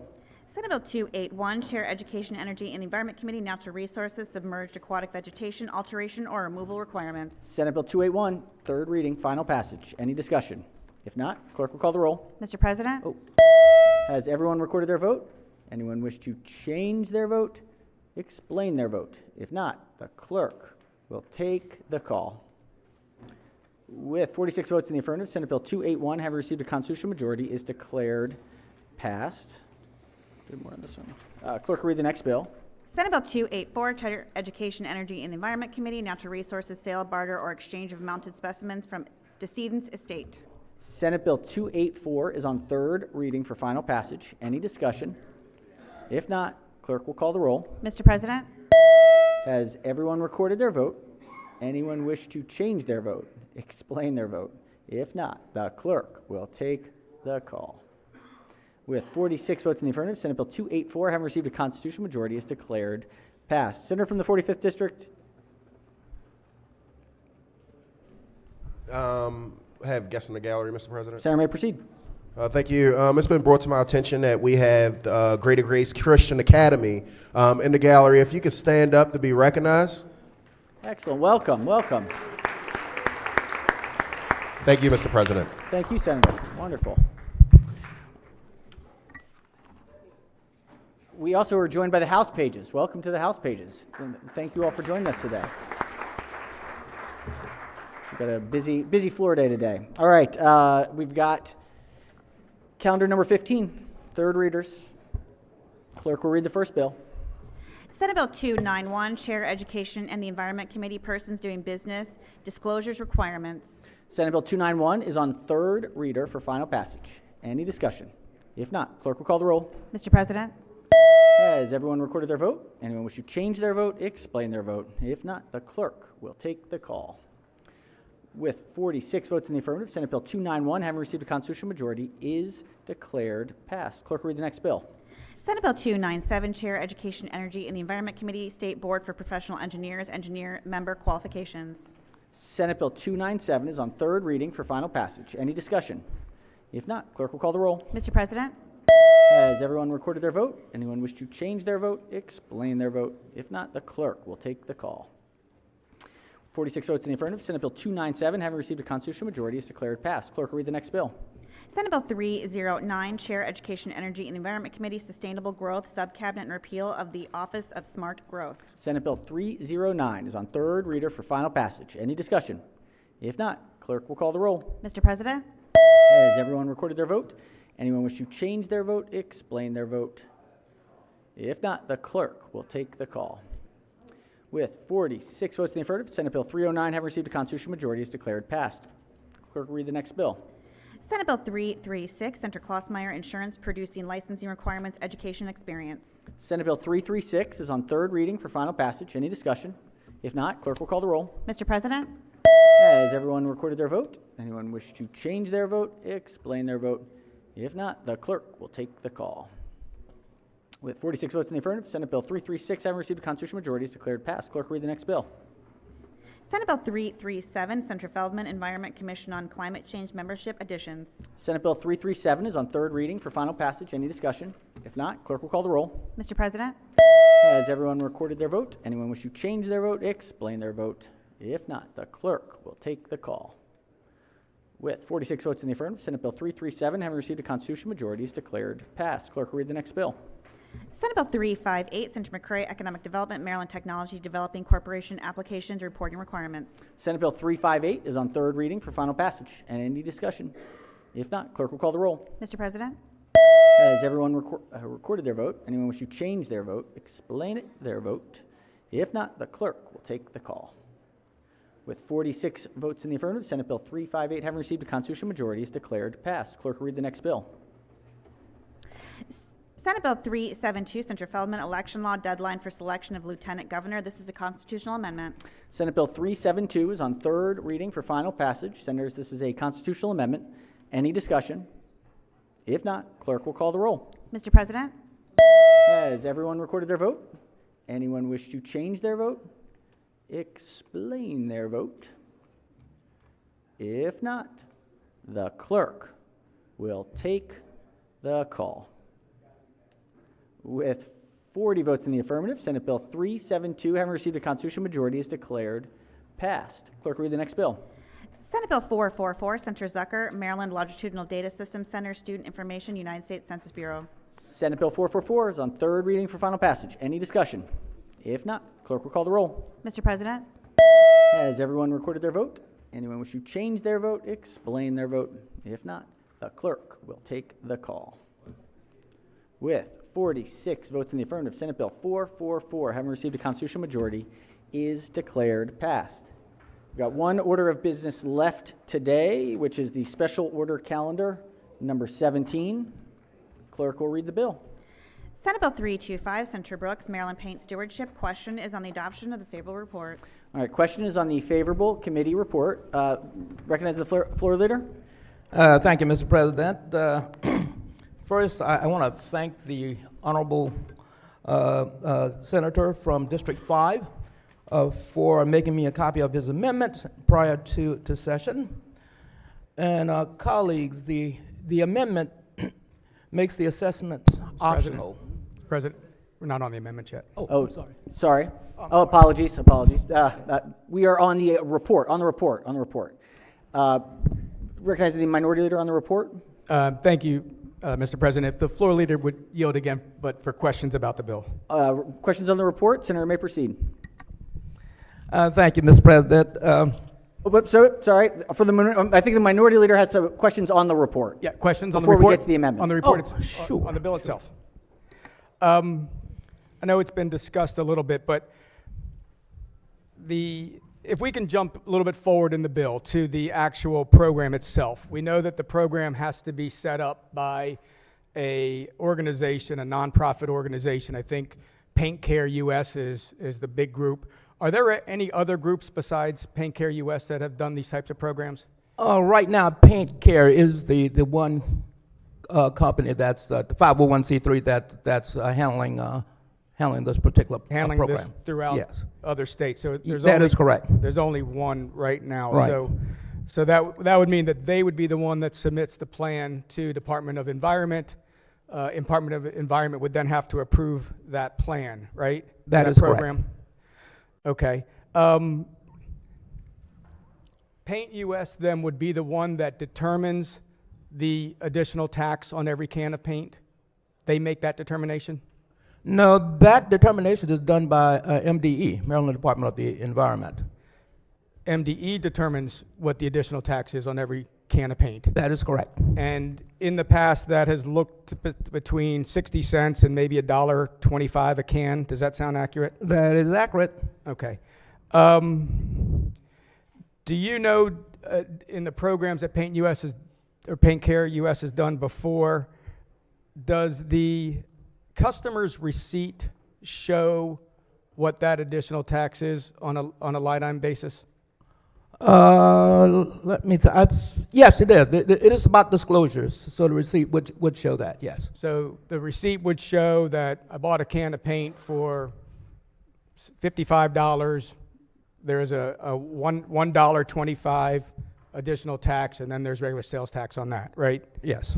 Okay. And now with respect to the program itself, on how this is implemented, see if you can explain this to me. So an individual takes a can of paint. This is only related to architectural paints, right? Architectural paint, yeah, 5 gallons or less. 5 gallons or less architectural paints, and those architecturals are latex and mortar-based paints. That is right? correct, right. But they're not considered hazardous, right? Well, I guess one could say they're not, but yeah, latex. The problem is with the disposal, and it could be, you leave it around, and it gets in the can, get hard, and it's still got to be disposed of. And so oftentimes what people will do, they would take them to the county landfill, and then of course the county is going to incur a cost disposing of it there. So this makes it a lot easier to get rid of it, Okay. and mitigating costs for the local county jurisdictions. Okay. Okay. So again, architectural paints are considered. EPA considers them non-hazardous. The individual would then bring their can of paint back to the location, either which they purchase it or where the program is running the recycling program. Yes, a site. Yes. A site. Okay. And then the individual gives them their can of paint, gives them the can of paint, and they do what with it? Well, they'll hold that and hold the paint there, and it'll be collected by paint by the paint care, and then they'll take it and dispose of it or handle it from that point forward. Yes. Okay. And they take both the paint and the can, right? That is correct. Okay. So Paint US takes the paint and the can, and they deal with the recycling or whatever of the can, correct? You're correct, sir. Okay. But they will not take the oil-based paints or spray paint or spray paint cans, right?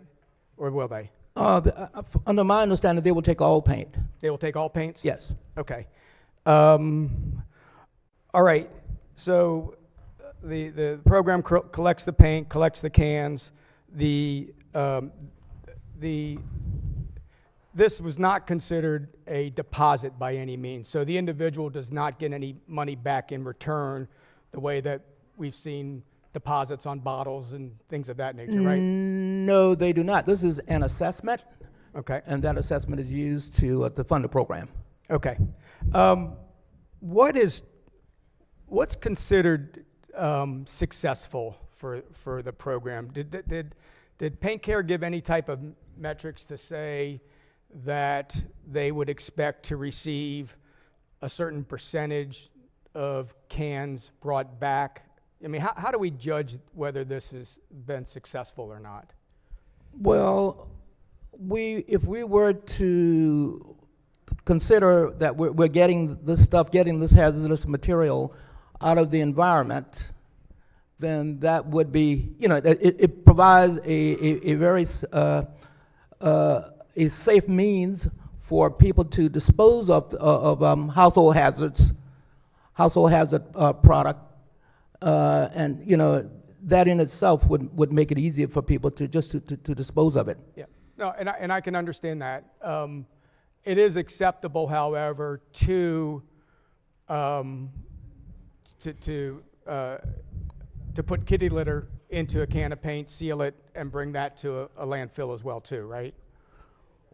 Well, if someone wants, how do you prevent someone from doing something that that goes beyond what the program is set up for? That could possibly happen, but I think that would be a bit far-fetched. Well, I mean, I guess what I'm saying is, without the program, I think that's the preferred way that EPA and other groups are suggesting that one would get rid of paint cans, is to be able to put that kitty litter in there to dry up the paint and then bring it to a landfill. I don't think that's right. It still would have to be taken to a landfill, and then the county would board that expense. okay. And then again, with this program, we eliminate that step because Paint Care is going to accept all the cans and they recycle them. That is correct.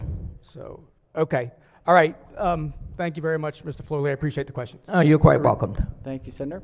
All right, on the report, I think I was this many years old when I realized that kitty litter is how paint was. I did not know that. Apparently, I know. All right, Chair recognizes the Minority Whip on the report. Thank you, Mr. President. I wonder if I could ask a couple more questions of the floor leader. Senator, may proceed. Thank you so much. So, just so we can set the stage here a little bit, there are currently 13 of 24 Maryland counties that have some sort of paint recycling program set up. Is that your understanding? That is correct, yes. Okay. So that's paid for by our property taxes in those counties? Yes. Okay. Why should folks in those counties have to pay twice for recycling? Well, those 13 counties are not consistent, and they don't accept it at the same rate. But they do accept them. So there are systems in place to set this up for paint. And again, as we've established, you don't actually have to recycle paint. You can dispose of it as well. Obviously, we want to encourage recycling of things that we can, but I mean, correct, it's something that can be taken, as my colleagues alluded to. So it's not necessary. This is not some huge problem we're trying to solve, correct? This is a problem in the sense that we want to make it easier for homeowners to dispose of what we call hazardous materials. Okay, but it is... As well as save the local government money. Well, will it save them any money? Yes, it will, because now if you're not taking this hazardous material to a landfill and Paint Care is picking it up, then the government won't incur that particular cost of You just said, disposing of it. well, you said hazardous, but this isn't hazardous material, so I mean it's not hazardous. But I understand your point. So theoretically, it's saving some of their landfill, or it's saving some of their recycling capacity, and I'm assuming that those county governments will be able to pass that savings back to their taxpayers. That assumption is correct. That's quite a theory. Okay. Can I? I'm going to shift gears for a moment and ask a little bit more about this process and the corporations that are involved. We've mentioned Paint Care, which is a nonprofit organization. It's set up by American Coatings Association, which is a consortium. It's a trade association of several different paint companies, but not all paint manufacturing companies. Correct? It's some that are part of American Coatings Association? Yes, you're correct. Okay, so it's not all. So the relationship between Paint Care and American Coatings Association is very interesting. It's disclosed on their 990 form, and they are, it's a symbiotic relationship. It is not, they help fund it. It is their nonprofit to do these kinds of projects, and they're doing them in about 12 other states right now. I think that's in the testimony, correct? In 12 other states. Right. Is there going to be a competitive bidding process in this state under this bill to determine whether Paint Care should be the one to run this operation, or is it just we're just letting Paint Care do it with this bill? Well, currently Paint Care is the one that is doing it, but if another company, if other organizations wanted to form a 501c3 and provide that particular service, you know, they certainly can. How would they compete in that environment? And you'll ask, well, I know these are it's a nonprofit, but you'll understand. I've got some trying to be sure we understand, because this is going to make money. This is not a like free charity. They're not doing this out of the goodness. I mean, they may be doing it out of the goodness of their heart, and I'm not impugning anybody's motives. I'm sure they want to recycle paint, but they're not. This is not just about Mother Earth. So, I mean, is there going to be what's the process? Senator, somebody else can come into? I can assure you that this will not be a profit-making endeavor. All the money goes back to running the program.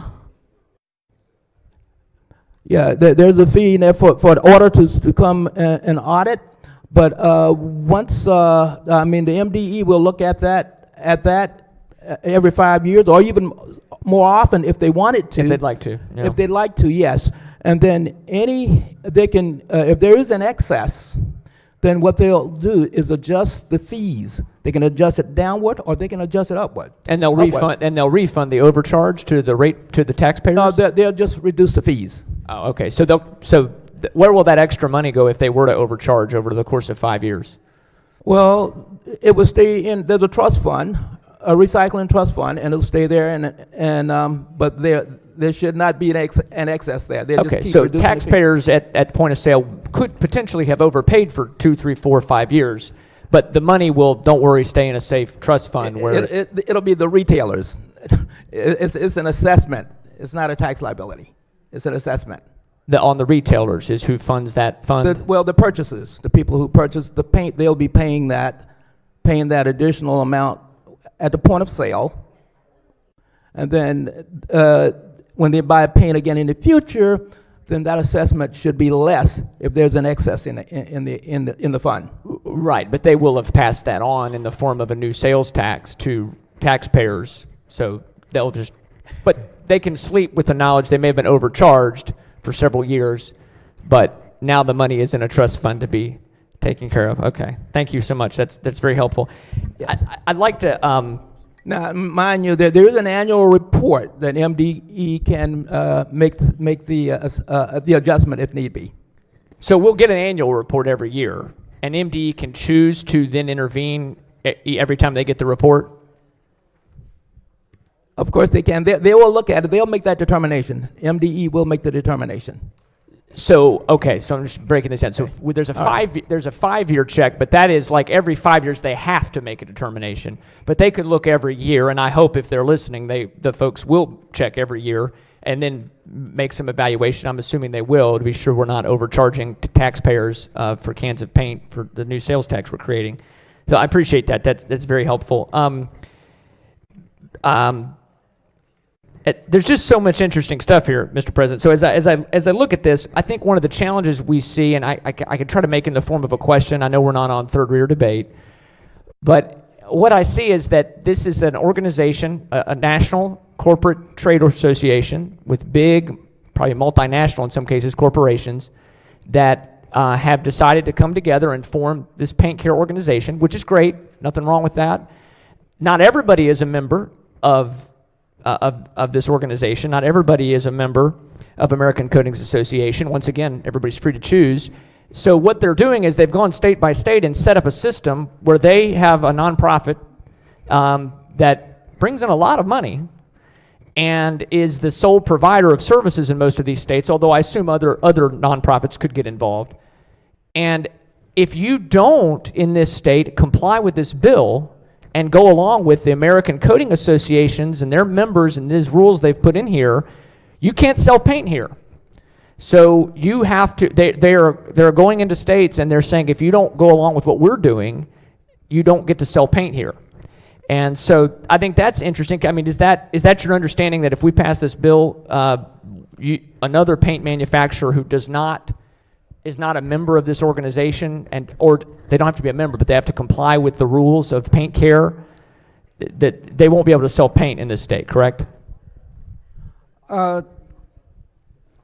They will. Well, no, they won't. You've got to be a member. No, well, actually, in actuality, the assessment is on the paint itself. And then of course the retailers would bear that particular cost and pass that on to the manufacturers, and then once the they would have to register for the paint care program. They would have to register for. Thank you so much for the paint care program. And what that means, and let me be a little more clear, because my question was a little rambling. I admit. What I would say is the way to characterize this is this bill would eliminate competition in stores for any non-American Coatings Association member, a paint manufacturer, because stores would not be allowed to sell their paint unless they participate with this corporate setup nonprofit paint care. That's fair to say. That yes, sir. And which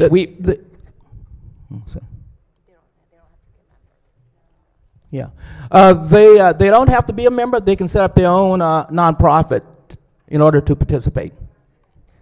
But they'd have to comply. They would have to set up their own nonprofit. Okay, exactly. That's a good point. That's a good point. Thank you so much. Okay, and then so again, I guess just to reset the stage, and I would love if you can correct me if I'm wrong in the way I'm framing this. This bill sets up a new sales tax on every can of paint 5 gallons or less sold in the state of Maryland.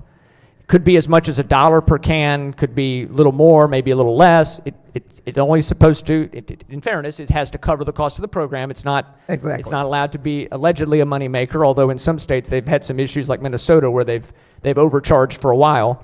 But it sets up a new sales tax, and it's because the way the bill was written, it sets up a tax actually on the manufacturers, right, and on the distributors, right?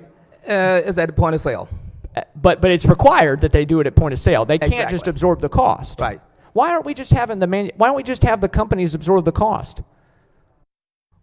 Why do we have to pass it on to taxpayers through a point of a sales tax? Well, another it's tax. an assessment at the point of sale, and here again, it's to provide to make it easier for the people who buy the paint to be able to dispose of it in a safe and secure way.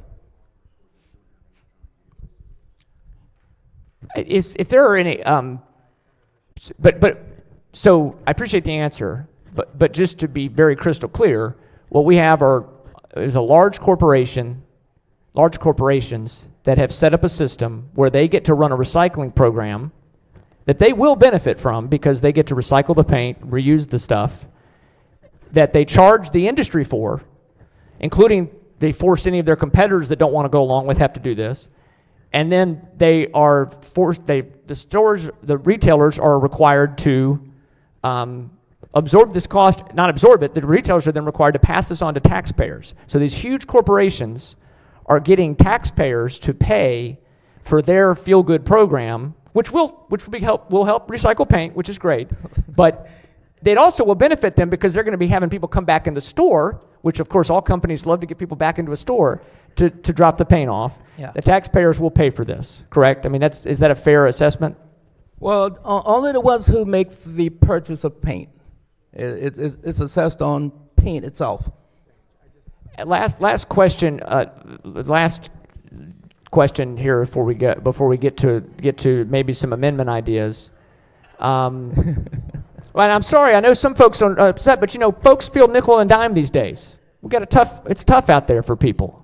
And our state, we've just heard, and I was so glad that Governor Moore mentioned in his State of the State address that we are the 7th most expensive state in America to live in. And we talk about competitiveness, but then we're creating a new tax for something that sounds great. All of us think recycling is good. I try to recycle as much as I can. But we're letting multinational corporations create a program and just pass the cost on to the taxpayers for something that they will financially benefit from. Can I ask one technical question? If you're a hardware store, like a small hardware store, and a lot of these are not around anymore, sadly, but there's still some of our local hardware stores, and you don't have like an electronic point of sale system, is there any help in this bill for that, or was that considered in any fashion?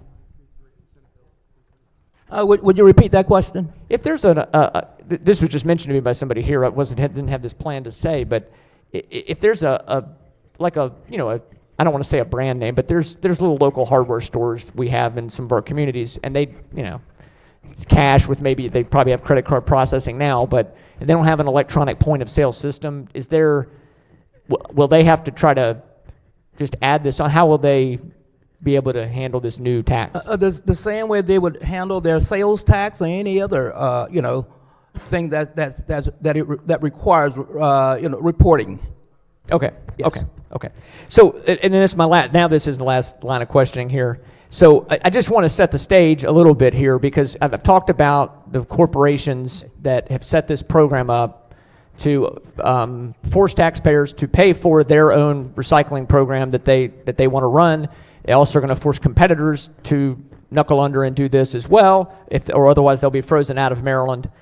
So it helps with competition. My understanding, Paint Care is a nonprofit organization, correct? It's a 501c3. 501c3, Okay, yeah, all you're right. correct.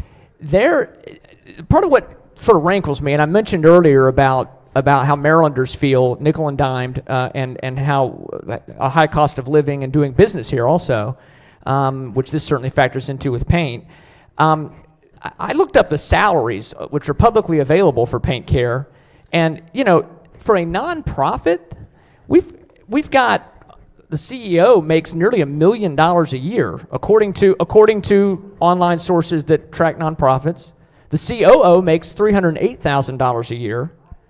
The CFO makes $320,000 a year. It's all publicly available online. And if I'm wrong, I'm happy to correct the record later. I looked this up and documented this.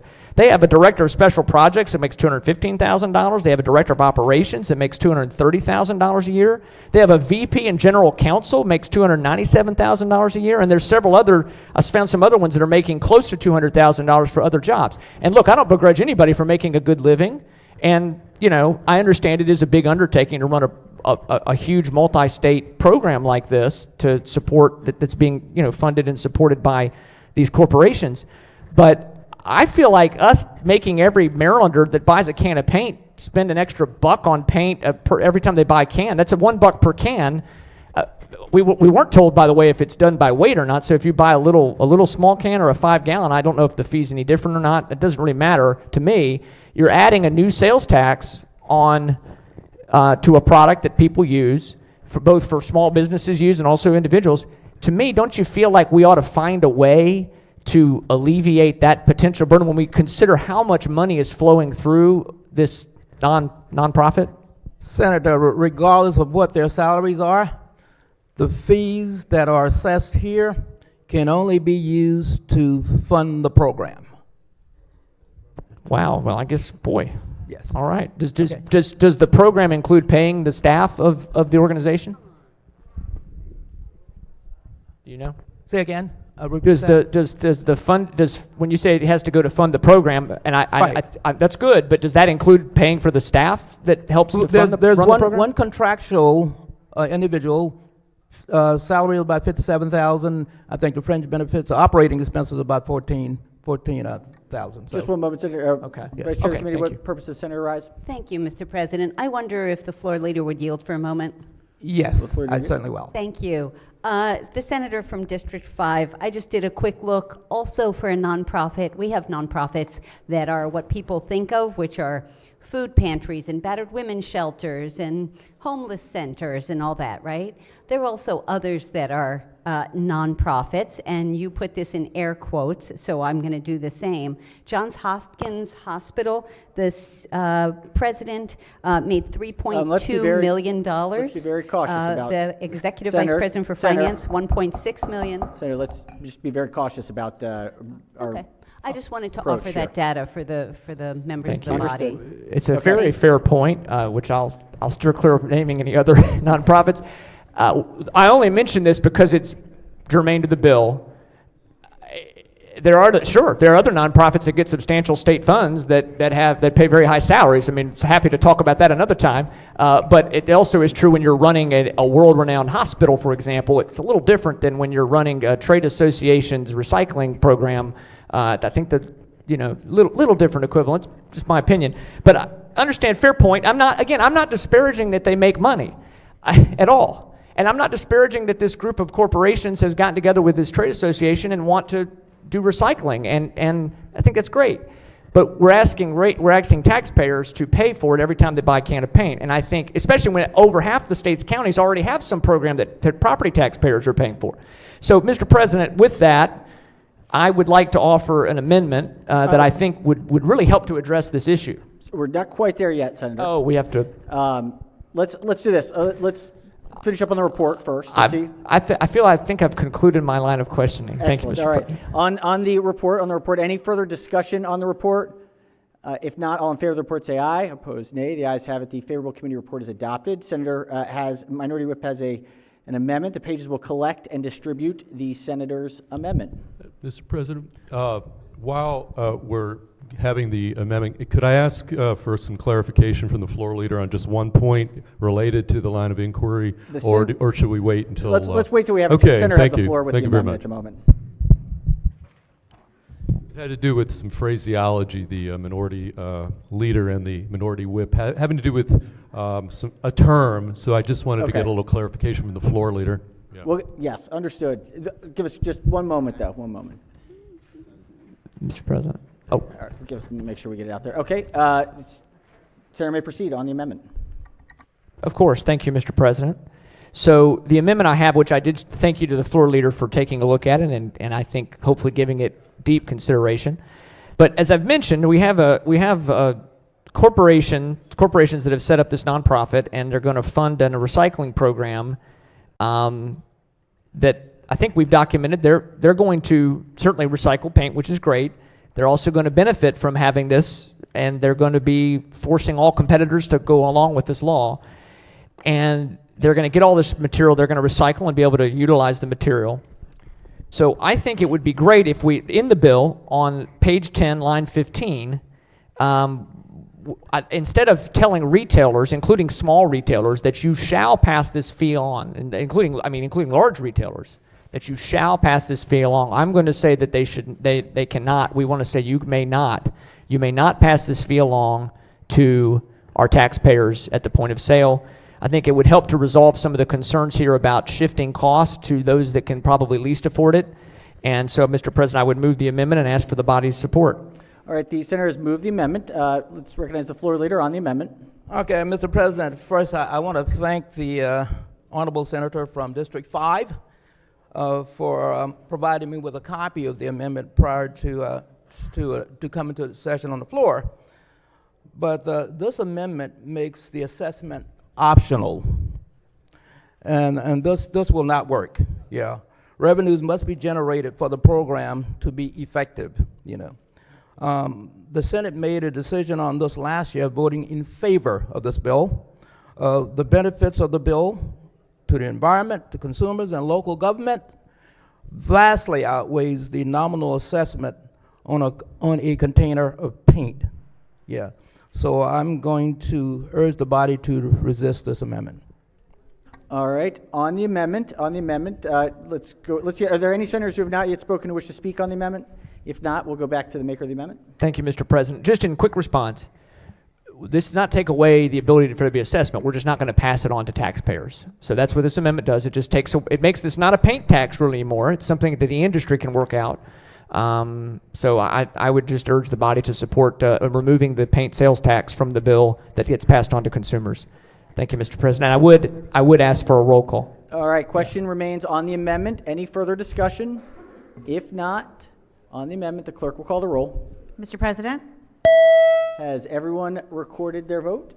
Anyone wish to change their vote? Explain their vote? If not, the clerk will take the call. With 28 votes in the negative, the senator's amendment fails. Are there further amendments? Senator has another amendment. Pages will collect and distribute the senator's amendment. Thank you, Mr. President. I think that, can I have one of those back? Sorry. Thank you. I think this might, I understand that the may not was maybe a little tough. So I just would say this bill, this is a good friendly amendment, Mr. President.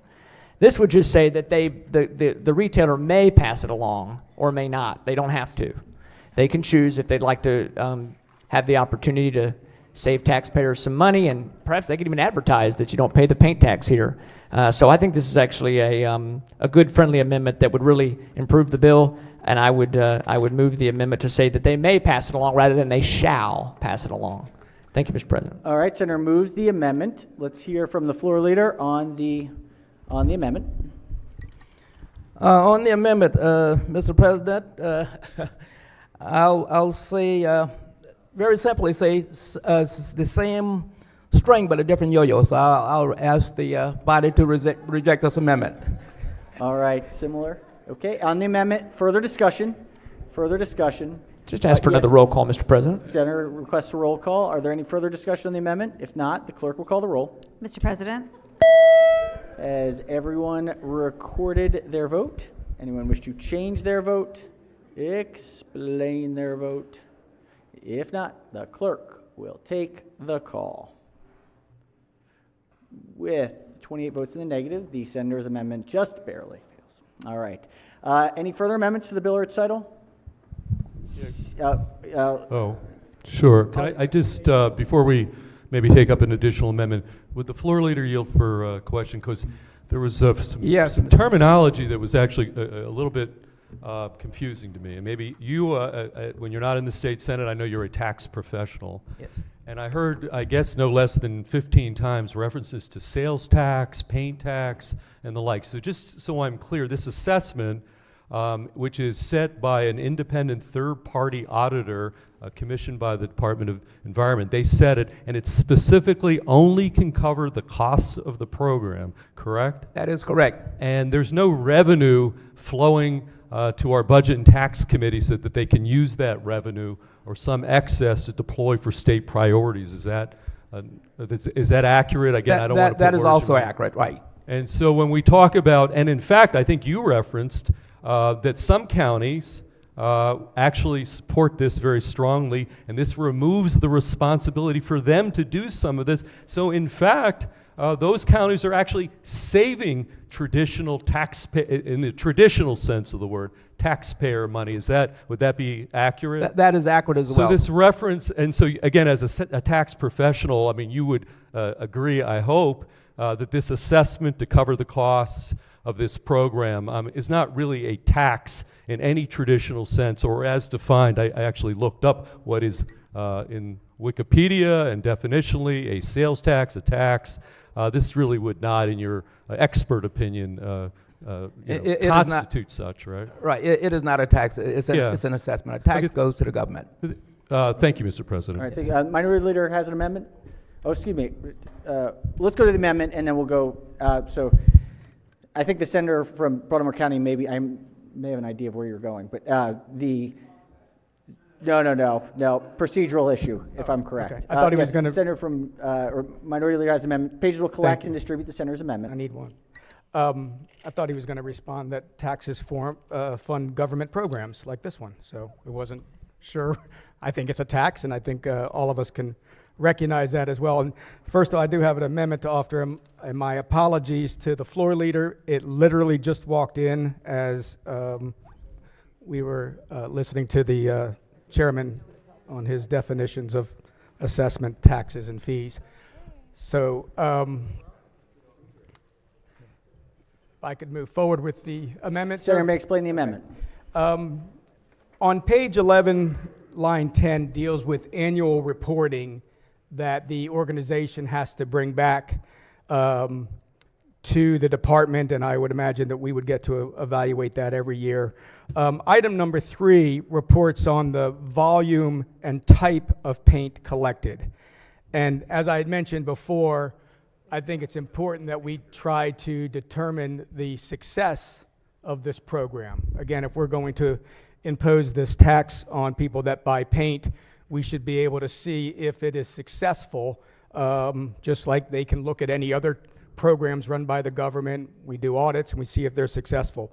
But what they talk about is volume and type of paint collected in determining their success. And I think volume skews the results a little bit, because what you're going to see probably is a return of a number of 5-gallon paints, the residual in a 5-gallon paint, container. And obviously, as you continue to measure the volume, you'll see more and more. What I'd like to see is across the board, all paint as it's been purchased and then returned. And so this amendment simply just adds, it doesn't eliminate the volume concern, but it also adds containers. So what we want to see is how many containers of paint have been purchased across the state, and then how many containers have been returned. So we have another better measurement to determine the success of that. So it doesn't change the reporting based on volume, but it gives us another metrics to determine, again, the success of the program. So I would ask that this be a favorable amendment. All right, Senator moves the amendment. Let's check with the floor leader.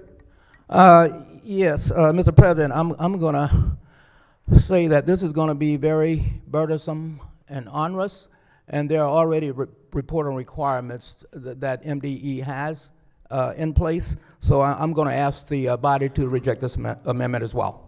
All right, on the amendment, further discussion on the amendment? Any senators who have not yet requested to speak? If not, let's go to the maker of the amendment. Thank you, Mr. President. I would challenge why this would be any more burdensome than the reporting requirements that they already have. Again, we would know how many canisters, containers of paint have been sold, because that's very simply, everyone that's getting sold is going to have additional tax on it. That money is all being collected to run the program. So they will know, and they'll have to report that to begin with to justify the amount of money that's been collected. So the fact that as they receive these containers for distribution, or for elimination of the paint and the recycling of these containers, why is it any more difficult for them to just have to report how many containers and what size the containers were? And these sizes came right off of Paint Care's website that talks about the types of the grouping of paint containers: a half a pint up to a gallon, 1 gallon up to 2 gallons, and then over 2 gallons to 5 gallons. So it's terminology that they already use. I don't really see how this would be any more burdensome. And even if it is, so what? I mean, we have this organization that is collecting whatever amount of money they decide. This is their recommendation. It's going to be approved by the Department of Environment. They're going to determine how much that this costs to run this. And I don't think that we can all of a sudden say that this is any more burdensome on them if they're already providing an annual report back to the Department of Environment to evaluate. Yeah, Senator, now we started off about their concerns about the cost. So if we're going to add all of this additional work, then that cost is going to escalate. So we want the cost of the program to be as small as we possibly can. So I just don't see how this is going to truly help obtain what you're trying to do. I think that what we have in place right now will be sufficient in keeping those costs to a minimal. Well, again, I don't think this is a program that all of a sudden each and every year Department of Environment is going to analyze and determine what the costs are. And again, if this is just an accounting function, that I would believe we would all want to make sure that this is successful, Mr. President. I mean, we've had this bill a number of years. It's finally got the support of the Speaker, and it's as House Bill 1, so we can see that this train is moving. We've got it much earlier in session than we've ever had it before.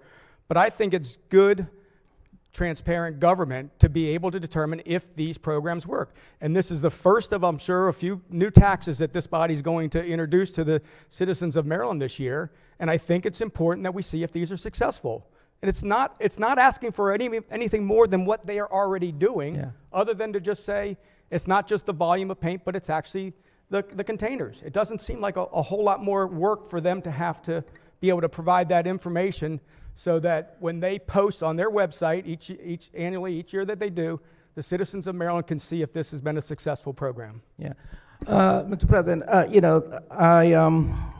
the MDE will be providing information, and I think here again this is going to be onerous. So I'm going to ask the body to resist this amendment. All right, on the amendment, any further discussion? Yes, Chair recognizes the senator from District 6 on the amendment.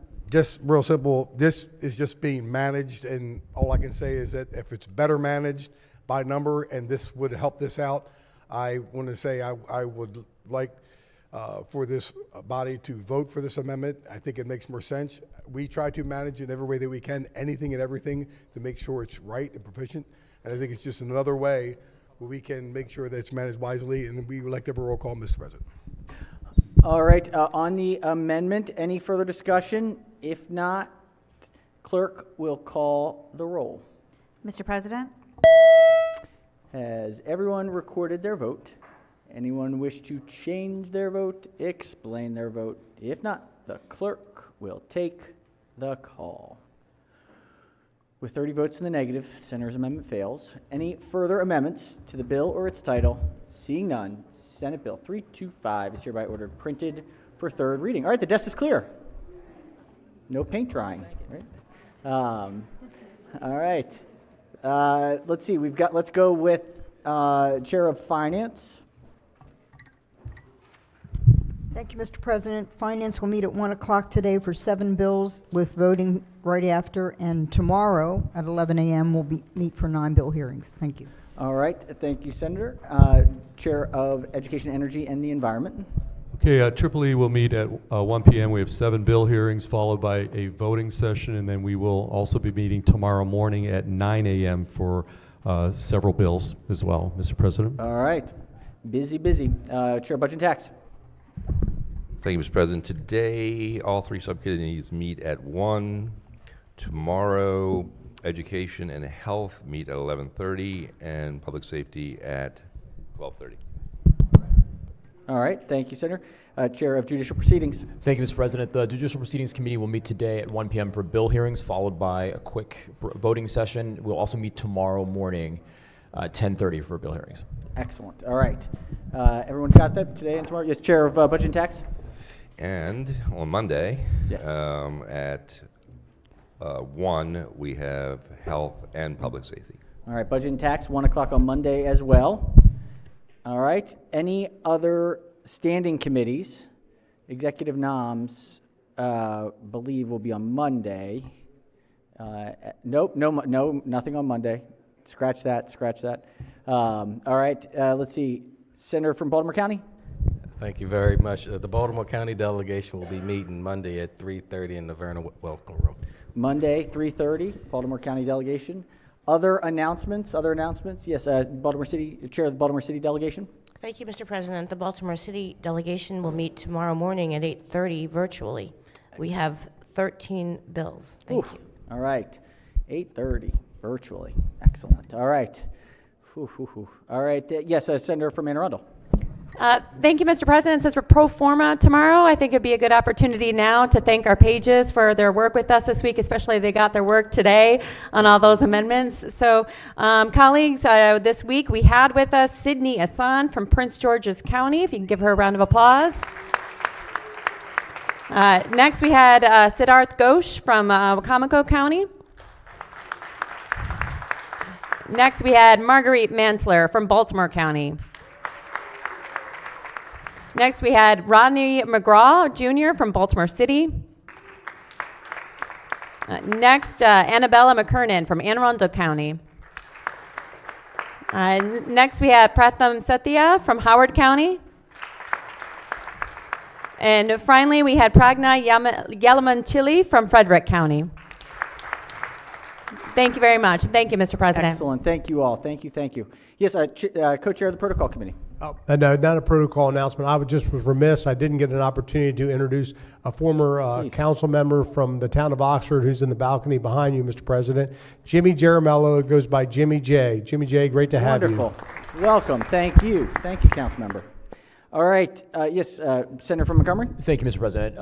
Chair of Judicial Proceedings. Yes, please. Just slight alibi. We're meeting tomorrow at 10 o'clock, 10 a.m. for bill hearings. Tomorrow at 10 for bill hearings for judicial proceedings. Tomorrow at 10 a.m. All right. Any further announcements for Friday or Monday? Anything else out there? All right. We have the Washington speech on Monday, so just keep that in mind. Monday evening session will have the Washington Day speech. Anything else for the good of the order? If not, Madam Clerk, if we could please do a quorum call. Mr. President? Has everyone recorded their presence? If so, the clerk will take the call.